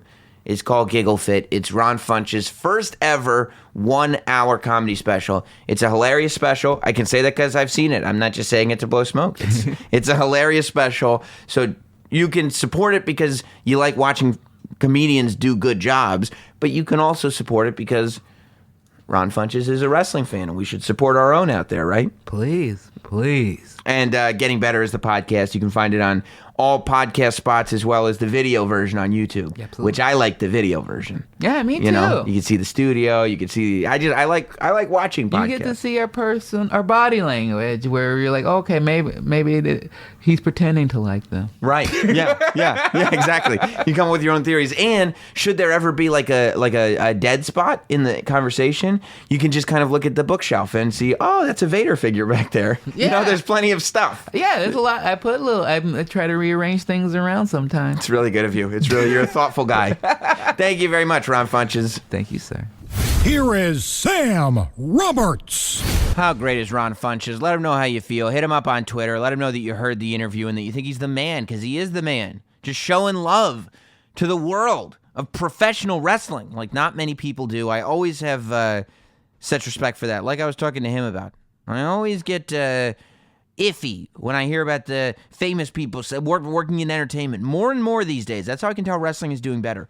More and more, I find people coming up to me. I know them from radio or comedy or whatever. Know them from outside of wrestling. And they go, oh man, Sam, I've been watching wrestling. Nothing irritates me more than somebody trying to relate to me as a wrestling fan when I don't even watch. What do you think, Dean Ambrose? A heel turn, huh? Yeah, I know. Like, did you just learn what heel turn is? Oh, what do you think of the heel turn? Don't use those words with me, man. Don't use those words with me. You know, you can always tell when somebody's new to it and when somebody's true to it. And I don't mind people who are new to it.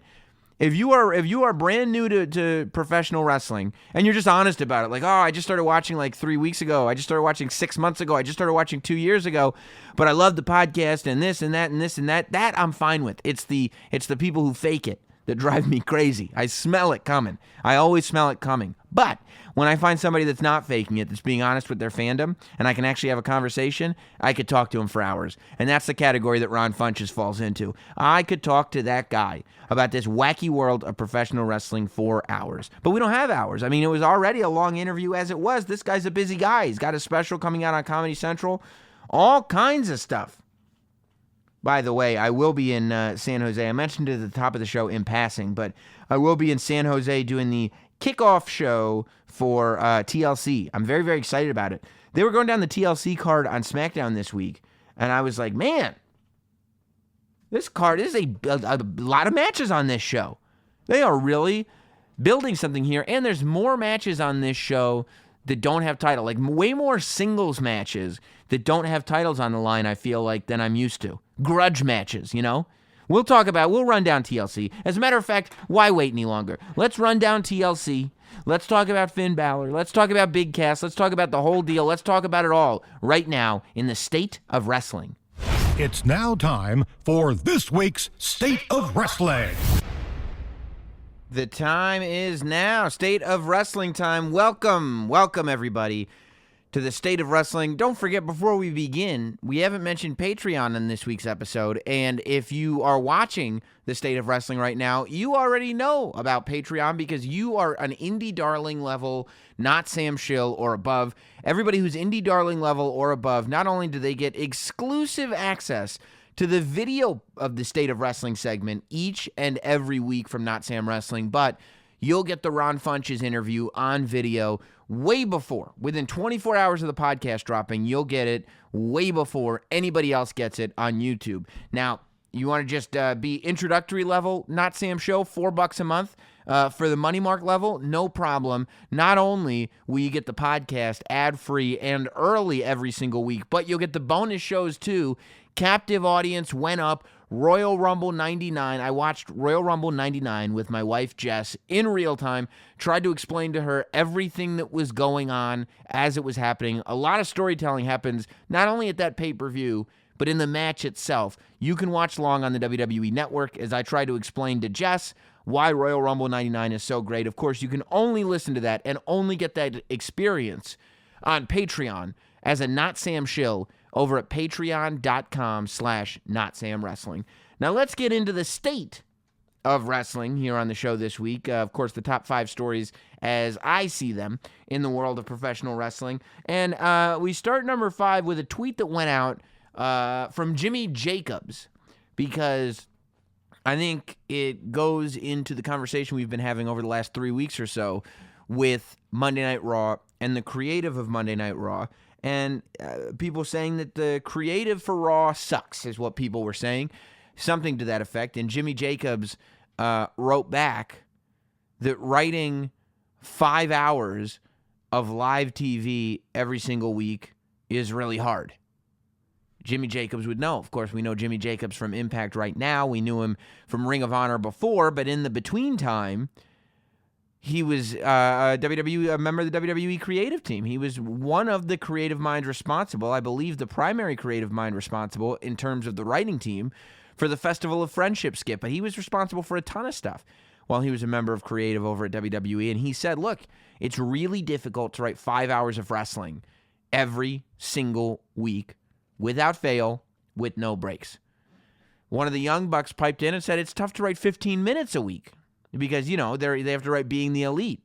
And it was like, yeah, and then Seth Rollins responded that that's what he doesn't understand, that people just don't fully get, that as difficult as that is, it's a miracle that the show goes on nearly as smoothly as it does every week. And I think there's a lot of truth to that. And they can't let people off the hook altogether for tweaks and changes that could easily be made and that are just being missed. But in the grand scheme of things, there is nothing in the world of entertainment that compares to what it is like to have to be responsible for the creative of WWE in 2018. You're talking about 5 hours of TV a week, plus whatever you're doing on Mixed Match Challenge, plus NXT UK, plus whatever you've got going on the side with the WWE 365 and 24/7 and whatever's on the WWE network. You know, all of it happening all at once. Nobody is making that kind of content. Sports teams don't have to write scripts. And even without writing, they're still only on a third of the year. They take off the other 2/3. TV, the best TV episodes of all time, the best TV series of all time, maybe go 13, 14 episodes a year. We're talking about 104 episodes a year. You got 52 Raw and 52 SmackDown, 104 episodes of TV every single year. It's a lot of content to be responsible for. And no matter how bad the show gets in terms of not being creatively compelling, it does get pulled off every week. It is a show, right? So I do think that has to be taken into account. You know, I think that when we as fans complain about what's going on Raw, I wish that we were a little bit more general about our complaints, meaning that if you don't like the show, you have every right to complain about it as a fan. If I don't like The Walking Dead, I complain about it. Yeah, it's tough to write, but right now it's tough to watch The Walking Dead. But it would be difficult to write The Walking Dead. However, people get paid a lot of money to do it. So, you know, it's within reason to say I expect good episodes of The Walking Dead. I expect good episodes of Raw.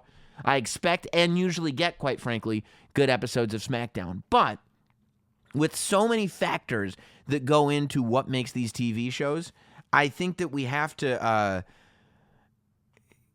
when we complain about the TV, just complain about the TV, meaning let's not assume creative doesn't know what they're doing. Let's not assume Vince McMahon won't let creative do anything. Let's not assume that the Road Dogg is actually telling Vince McMahon what to do, or Triple H is coming in and fighting with Shane McMahon because segment 4 of segment 3. We don't know what exactly the details are in terms of how the television gets made creatively. We don't know. We're outsiders, realistically. So to say, like, the creative needs to do a better job. Maybe creative is doing a better job and there's a roadblock up. Maybe not. Maybe creative isn't doing a very good job and it's making it so that Vince McMahon has writer's block. Maybe Road Dogg isn't writing any of these shows at all. None of us really know. And it does irritate me to see specific people or groups inside of WWE getting blamed for stuff that we don't know whether they're doing it or not. So I think that the criticisms of the show are fair, but I think we should keep them to criticisms of the show unless you know for a fact that so-and-so did this or so-and-so did that. If you know for a fact that an individual or a group is responsible for something that you don't like on the show, that's fine, of course, that's fair. But if you're just assuming or just using a term like creative to kind of air all your grievances, I don't think that that's fair at all. There was a lot of talk one way or the other between what people thought of the WWE using the declining ratings as a storyline. You know, Seth Rollins in a promo, which, by the way, Raw was certainly the best Raw it's been in 3 weeks. And I would say that this week's episode, while it wasn't perfect by any stretch of the imagination, it was considerably better than the last 2 weeks. I think that this week was considerably better than the last 2 weeks of Raw. So, you know, the graph is moving in the right direction. And SmackDown has just been on fire, I think. You know, SmackDown has been really, really solid since, I don't know, for a long time now. Probably since, other than SmackDown, every episode since the SmackDown right after Survivor Series, I think has been great. SmackDown right after Survivor Series, confusing because they didn't acknowledge getting swept in terms of what are we going to do? This was supposed to mean a lot to us. It just never was addressed. But other than that, everything has been really, really solid on SmackDown. I like when WWE uses real life stuff in their storylines. You know, I think, you know, I think there's nothing wrong with bringing up the declining ratings if there's a large section of the audience talking about it. There's nothing wrong with bringing up the declining ratings, but you really have to have a plan to get out of it. Because if you bring up declining ratings and then they don't improve, it's embarrassing. So I think if you have a foolproof plan that is going to bring these numbers up, then go ahead, by all means, incorporate it into the storyline. But if you don't, and you think that this trend that's happening might maintain, I would say making it a part of the storyline is a bad idea.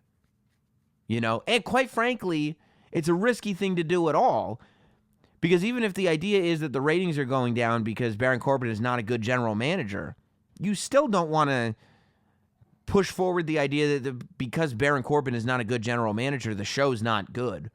You know, on a soap opera, when the villain is in charge of everything, the show is still good.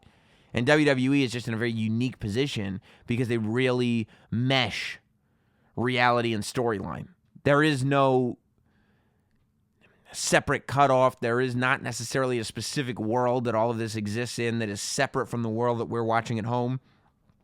When we're watching Raw and we're watching SmackDown, most of the time we're made to believe that what's happening on TV is existing in the world that we're existing in. Now, when Mae Young gives birth to a hand, it's probably an exception. But generally speaking, I think that that's how people feel watching the show. So I do think it's something that the WWE needs to watch. I think ratings have to improve if you're going to acknowledge them in a storyline. And if they don't, it could be a risky scenario. Moving on to story number 4. Story number 4 actually got me a little worried when I heard it for the first time. Big Cass, he was at House of Hardcore, and he had a seizure. I think backstage at House of Hardcore. Now, I did see that somebody videoed it and posted it, which I thought was, pretty awful. I don't know why you would sit there videoing it if you know something's going wrong, and I certainly don't know why you would post it, but somebody decided to. And Tommy Dreamer did go out of his way to say that it was not a drug-related seizure. Now, I don't know if Cass has health issues that this is related to. I don't know, but it seems like Cass is on a string of not the greatest luck in the world. Because look, I interviewed Cass a few times on the show, and I got along with him really, really well when he was a part of WWE, and I would see him, whether it was at the interviews we were doing, whether it was at the pay-per-views, when I was on the kickoff show panel, all of them. And I became a big fan of Cass as the guy. I don't know what led to him being fired. I don't know if that guy that I knew changed. I don't know. And I haven't talked to him since he was released because I don't have his phone number. And I don't think he follows anybody on Twitter. But I'm a little worried about him. And that's because, all this happening at the same time, it feels like right now when you read about Big Cass, it's not good news. And maybe it's just the universe throwing a bunch of bad luck at him all at once. That's possible. But, first you read about the breakup of his relationship, then he gets fired, then he's getting mocked on the internet for gaining weight, then he has the seizure, and it's like, what is going on in the world of Big Cass? I really hope he's doing well.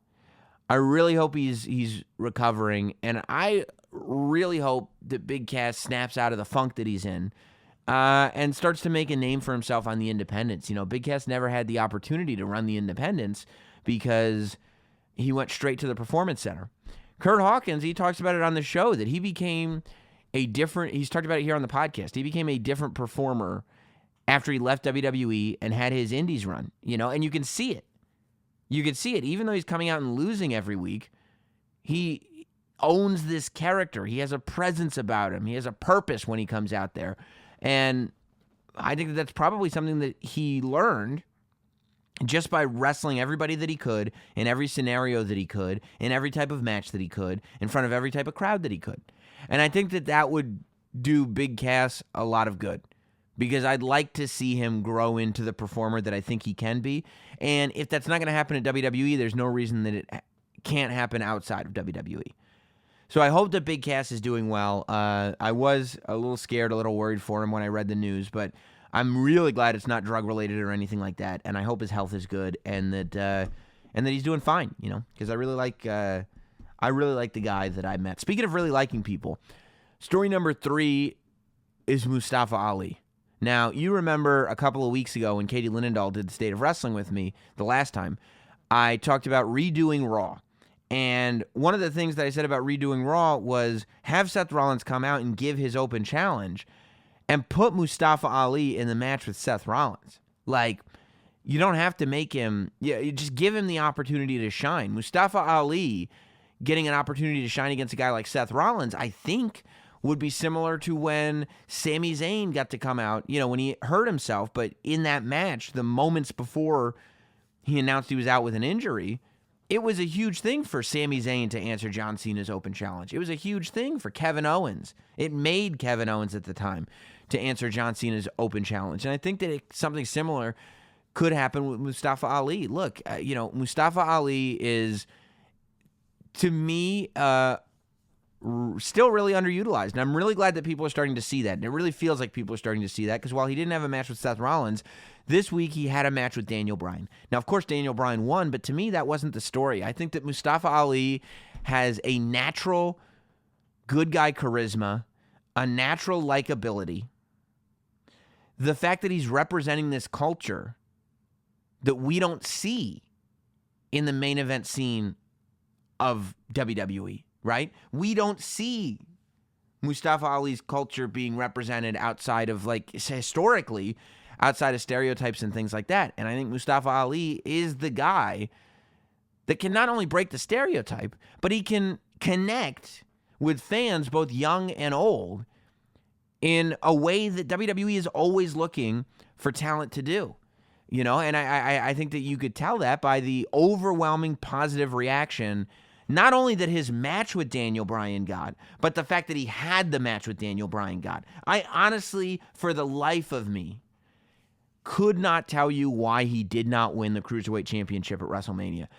I think Mustafa Ali is the type that you could put the Cruiserweight title on and really use him to start bringing eyes over to 205 Live, because it's not really happening otherwise, at the moment anyway.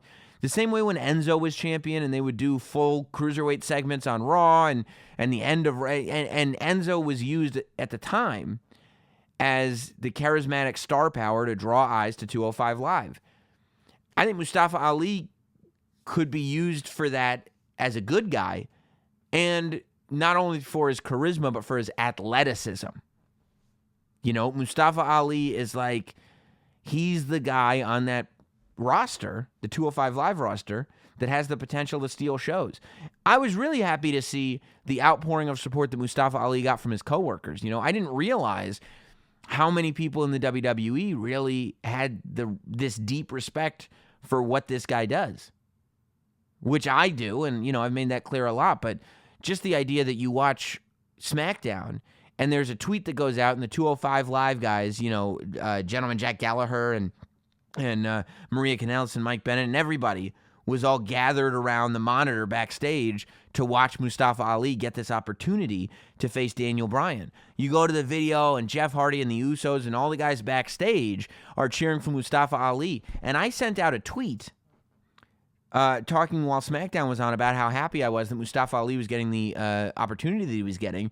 And go through the likes on that thing. See if you can filter by verified, because so many WWE people, Renee Young and Carmella and a whole bunch of people, Ty Dillinger, clicked like on the tweet I sent out about Mustafa Ali, and it really led me to believe that this is a guy that has a lot of people believing in him.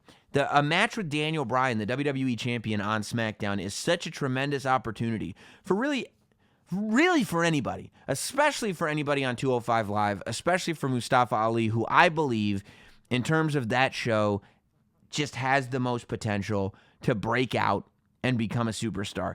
And I think and I hope that WWE is starting to really see that and become aware of it, because in 2019 could be a spectacular year for Mustafa Ali.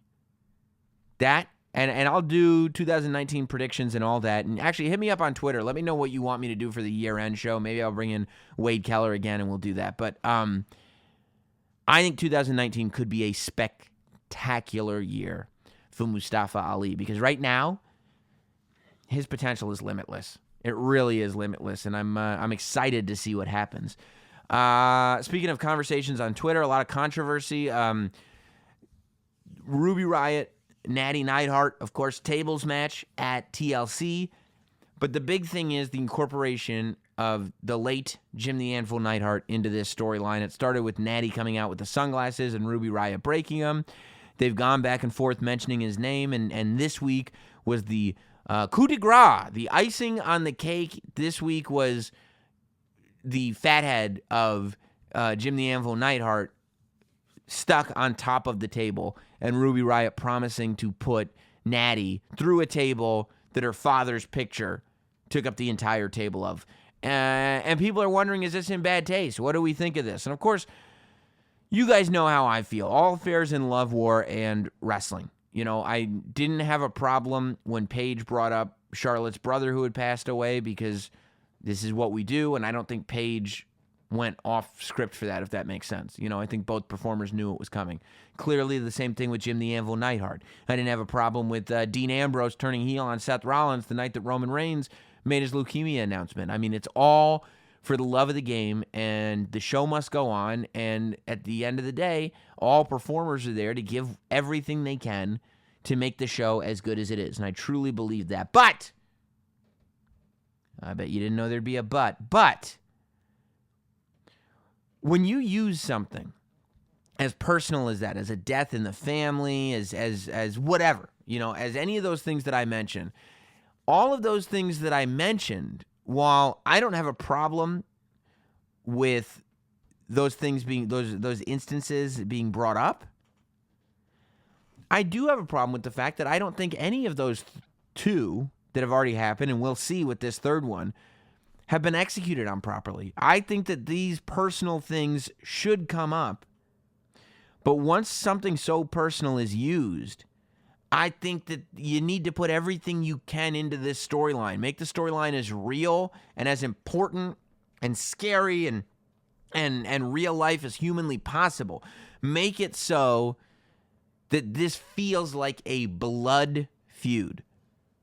You know, I don't think that Dean Ambrose has become the vicious heel that he needed to become. And I think that Dean Ambrose needs to come across as more of a scary, lethal bad guy. The type of guy that would do what Dean Ambrose did. I think that the storyline between Charlotte and Paige needed to have a little bit more meat on it if they were going to bring up the death of Charlotte's brother. And I think that there has to be more to the Ruby Riott Natty Neidhart feud than Ruby Riott insulted her dead dad. You know, there has to be more to it than that. If you're going to bring up the dead dad, because you can't have every feud that Natty's in be about that. So if you're going to make this one about that, really give us a reason to lose our minds cheering for Natty. Because right now, while I'm excited for the match, and I think it gives us a reason to have the match, I worry that, you know, if you're going to bring up Natty's dad passing away, this should be at least one of the top female feuds of the year, if not one of the top feuds of the year, Ruby Riott versus Natty. And I just don't, and if it's not, I don't know if it's worth it to drop the atomic bomb. Does that make sense? You don't drop in real life. You don't drop an atomic bomb because you want to win a battle. You drop an atomic bomb because you want to win a war. When you drop an atomic bomb, history is automatically made. There's no going back from it, and everything changes forever. So when a metaphorical atomic bomb is dropped in storyline, everything should change forever. And too often it doesn't. That's my only problem with these atomic bombs being dropped. Not that they're dropped, but that everything is not changed forever after they're dropped. Let's go to story number one. Let's preview TLC. Of course, as I said, I'll be on the TLC kickoff show on the WWE Network that I believe will be on at 6 p.m. Eastern, I want to say, on Sunday, of course. And it's a big card. Okay, it's a really big card. 12 matches, including the one on the kickoff show. Of course, the kickoff show is the finals of the Mixed Match Challenge. R-Truth and Carmella versus Jinder Mahal and Alicia Fox. I would imagine that R-Truth and Carmella will win. It could go either way, really. I would think R-Truth and Carmella would win. And, of course, that gives the number 30 spot to each of those people.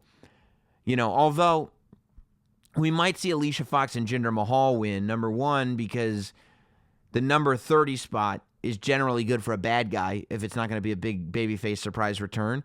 And number two, if Carmella's going to interrupt the Royal Rumble for a dance break, which she should, then I don't think that her coming in at 30, it's dramatic, right? The final entrant at number 30 until the end of the match, it's all drama. That's when it's really, okay, who's going to win this thing? So I think the drama might be a little high to turn around and do a dance break after number 30 comes out. So I'm going to change my prediction. In order to squeeze the dance break into the Royal Rumble at the appropriate time, Jinder Mahal and Alicia Fox win the finals of the Mixed Match Challenge. We go to the main show. We've got Buddy Murphy versus Cedric Alexander for the Cruiserweight Championship. I say keep the title on Buddy Murphy, and come Royal Rumble, have Mustafa Ali finally take the title off of Buddy Murphy.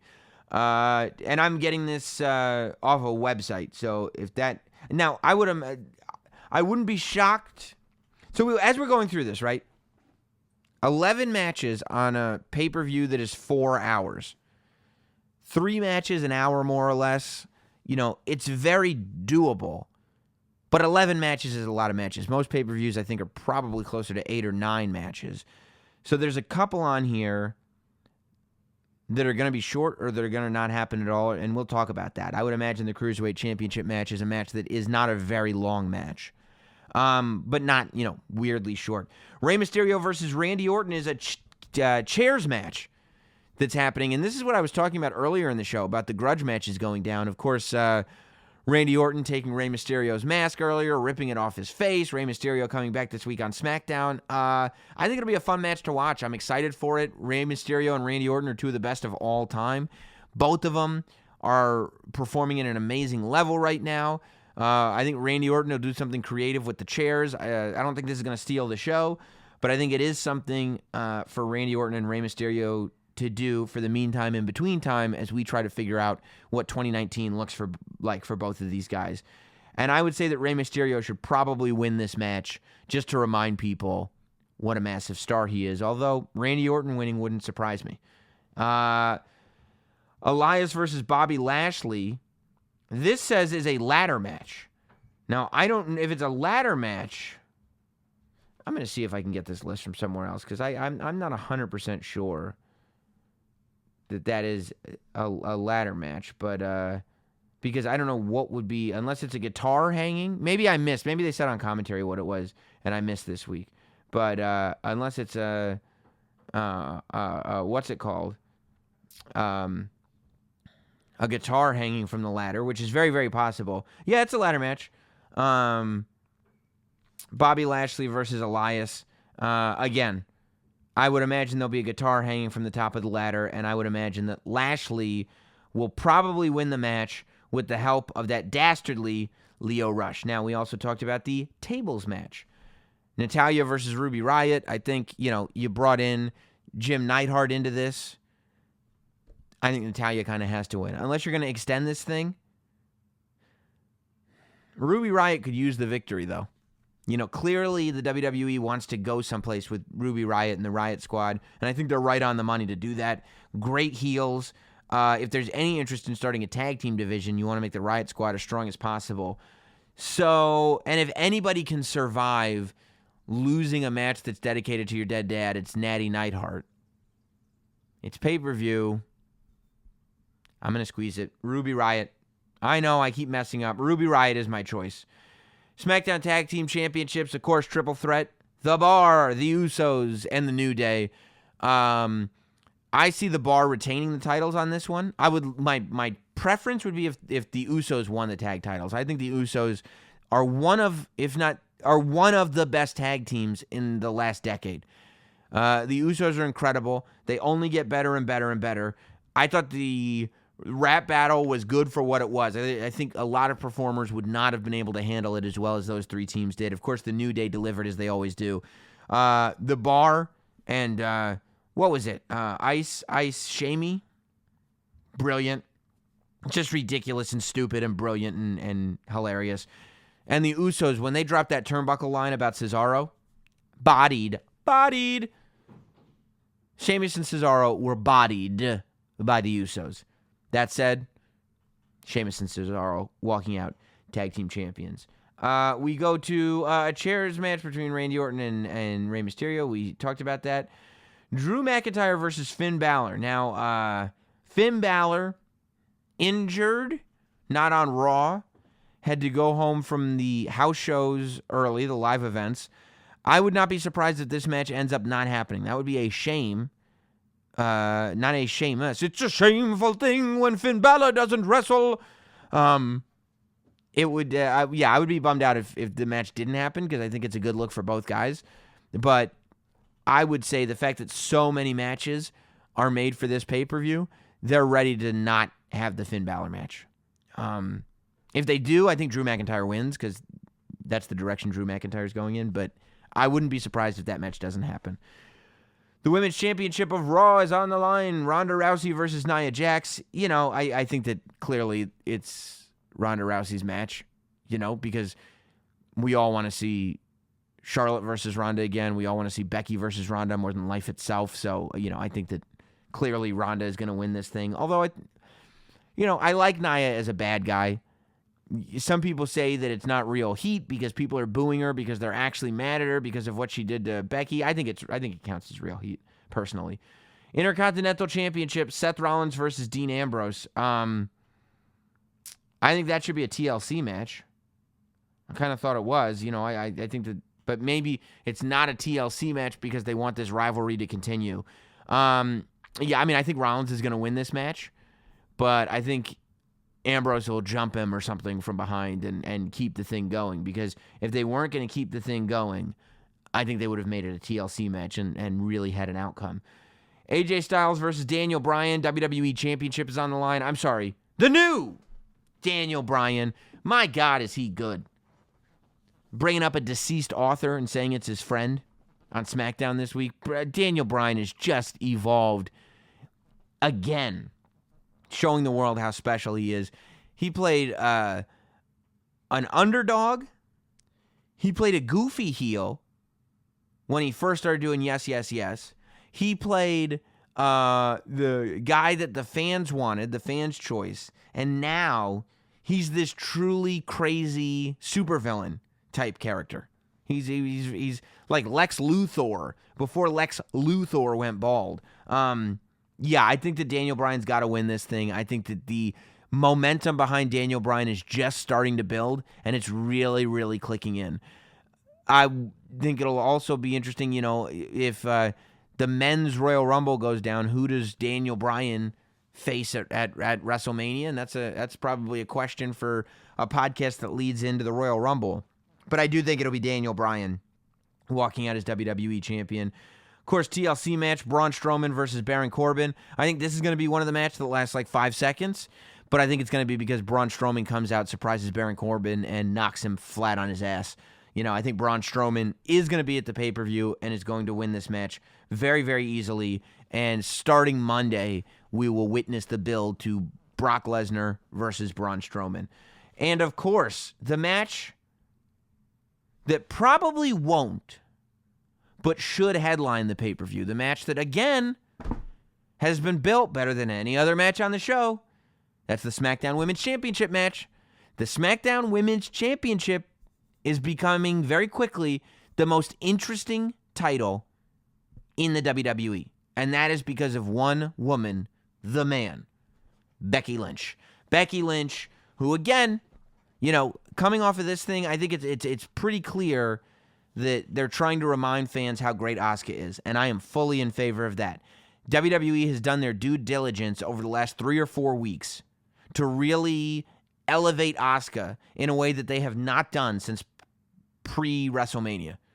Everything after WrestleMania has had Asuka in a holding pattern right in the middle of the card. Now we're being reminded of the nobody is ready for Asuka era and what that really means. I think that the push for the future of Becky Lynch starts after TLC. I think that Asuka should leave TLC as the women's champion of SmackDown. I think she needs it most. I think Charlotte is the John Cena of the women's division, doesn't need the title.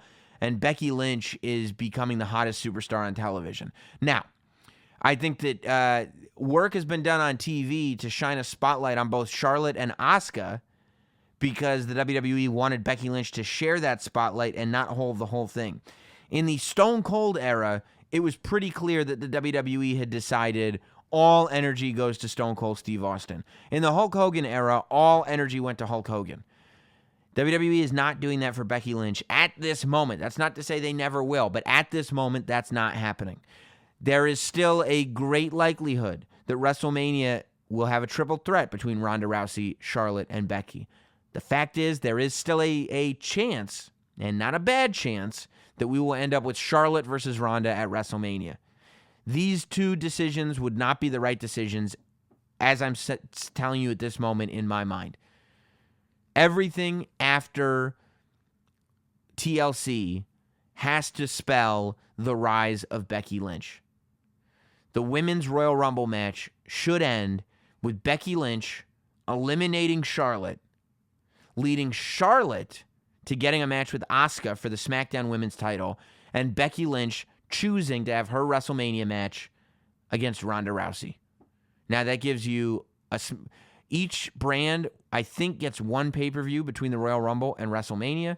That leaves you time to go back to the run-in with Becky and Ronda, and maybe Becky interfering in whatever Ronda's got going on leading to WrestleMania. I do think that after WrestleMania, Becky will be on Raw. I think that that's the reality we all have to realize. I think that Becky and Ronda should headline WrestleMania, and I would have to tell you how I'm feeling at the end of March. And maybe it's a fantasy, maybe it's a hoop dream, but the idea of Becky Lynch headlining WrestleMania and winning and beating Ronda Rousey is not that far-fetched. Ronda Rousey, she puts out this video. She's crying because she wasn't there when her goat died, and maybe she doesn't want to wrestle forever. I saw it on YouTube. She's crying. She doesn't want to be away from her goats. I get it. Goats are adorable. She's accomplished a lot in her career. She's made a lot of money. She's gotten a lot of accolades. UFC champion. Judo champion. I think she was a Strikeforce champion. Now WWE champion. Not that much more to accomplish. Maybe she wants to go home to her goats. If Ronda Rousey is going home to her goats anytime soon, Becky Lynch needs to beat Ronda Rousey at WrestleMania. 1-on-1. You can have Asuka win the title, especially in a ladder match, because this is a TLC match. You can have Asuka in a TLC match. There are lots of ways to leave Becky Lynch incapacitated. So really it comes down to Charlotte versus Asuka, and Charlotte gets the title away from Asuka gets the title away from Charlotte to win the championship. And maybe you have Becky versus Asuka at the February pay-per-view for SmackDown. And maybe Charlotte interferes in that match, Or maybe Ronda interferes in that match. There's lots of different things you can do. But if you have Asuka win the SmackDown title at TLC, you're left with, I want to see Charlotte versus Ronda, Becky versus Ronda. Now I want to see Asuka versus Ronda, Becky versus Asuka, Charlotte versus Asuka. You've got a lot of matches to pick from that all will make sense poetically if, and storyline-wise, if Asuka wins the title and Becky wins the Royal Rumble by eliminating Charlotte. And you got to give them a red herring. As much as we're going to see it coming, build a story between Asuka and Becky leading to the Royal Rumble. And Becky chooses Ronda. Now, first SmackDown after the Royal Rumble, we find out why Becky chose Ronda. Becky goes to Paige and she says, Paige, I'm ready for my contractually obligated rematch. I want it at the February pay-per-view. The reason Becky Lynch chose Ronda was because she knew that contractually she was already owed a match with Asuka. She doesn't need to cash in her Royal Rumble match for WrestleMania main event against Asuka. She's already got a match under contract against Asuka. So the idea is, I'm going to go to WrestleMania and I'm going to bring the SmackDown Women's Championship, and I'm going to beat Ronda for the Raw Women's Championship. I'm going to win the SmackDown Championship before WrestleMania, and then I'm going to beat Ronda for it. And that's why Charlotte interferes in the match, because Charlotte wants a shot at the Women's Championship, and Charlotte wants a shot at Asuka at WrestleMania, and she does not want Becky to go away with it. Just a thought. These are just my thoughts. Thank you, everybody, for being a part of this. Don't forget to sign up, be a patron, help support the show. It helps more than you could possibly ever know in your life. Patreon.com/NotSamWrestling to become a Not Sam shill, and we will see you next week right here on Not Sam Wrestling. Thanks for listening. Follow at Notsam on Twitter, Instagram, Facebook, and YouTube. Rate, review, and subscribe. This has been Notsam Wrestling.